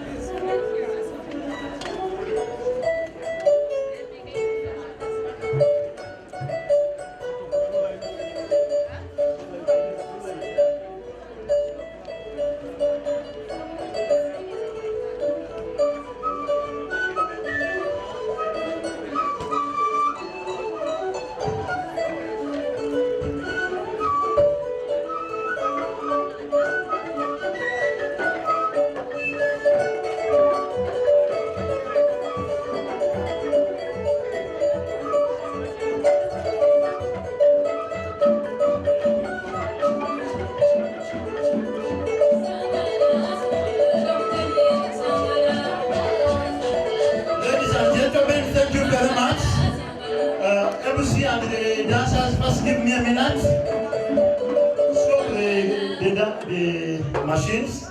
Ladies and gentlemen, I want to make a few announcements. As the guest of honor is getting out of here, he's going to go through the stalls and also visit the exhibitors. Number two, we have the opportunity that the ambassador, the High Commission in Nairobi, is asking the partner states to visit the Uganda tent such that you can feel the spirit of Uganda. Whoever wants to feel the spirit of Uganda, please visit the Uganda tent, courtesy of the High Commission of Uganda in Nairobi. Before you go, I would want to request that the protocol demands we go, we have the anthems. We would want to have the anthems. Please, can we get organized?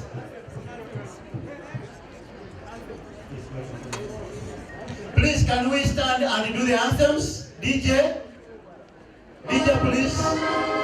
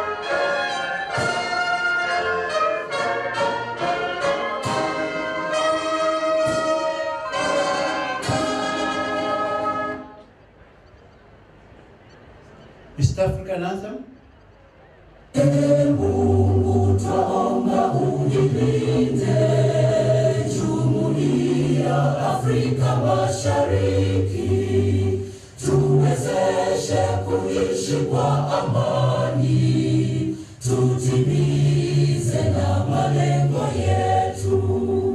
Jumuiya yetu sote tuilinde, tuwajibike, tuimarike, umoja wetu ni nguzo yetu, idumu jumuiya yetu. Thank you very much. The protocol team that is handling the minister to go and visit the stalls, please guide him. Those who want to feel the spirit of Uganda, please visit the Uganda tents.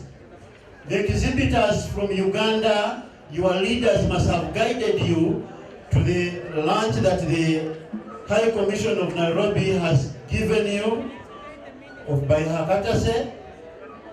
But the entertainment is going to continue. Please be around to feel the Ugandan entertainment. Asante sana.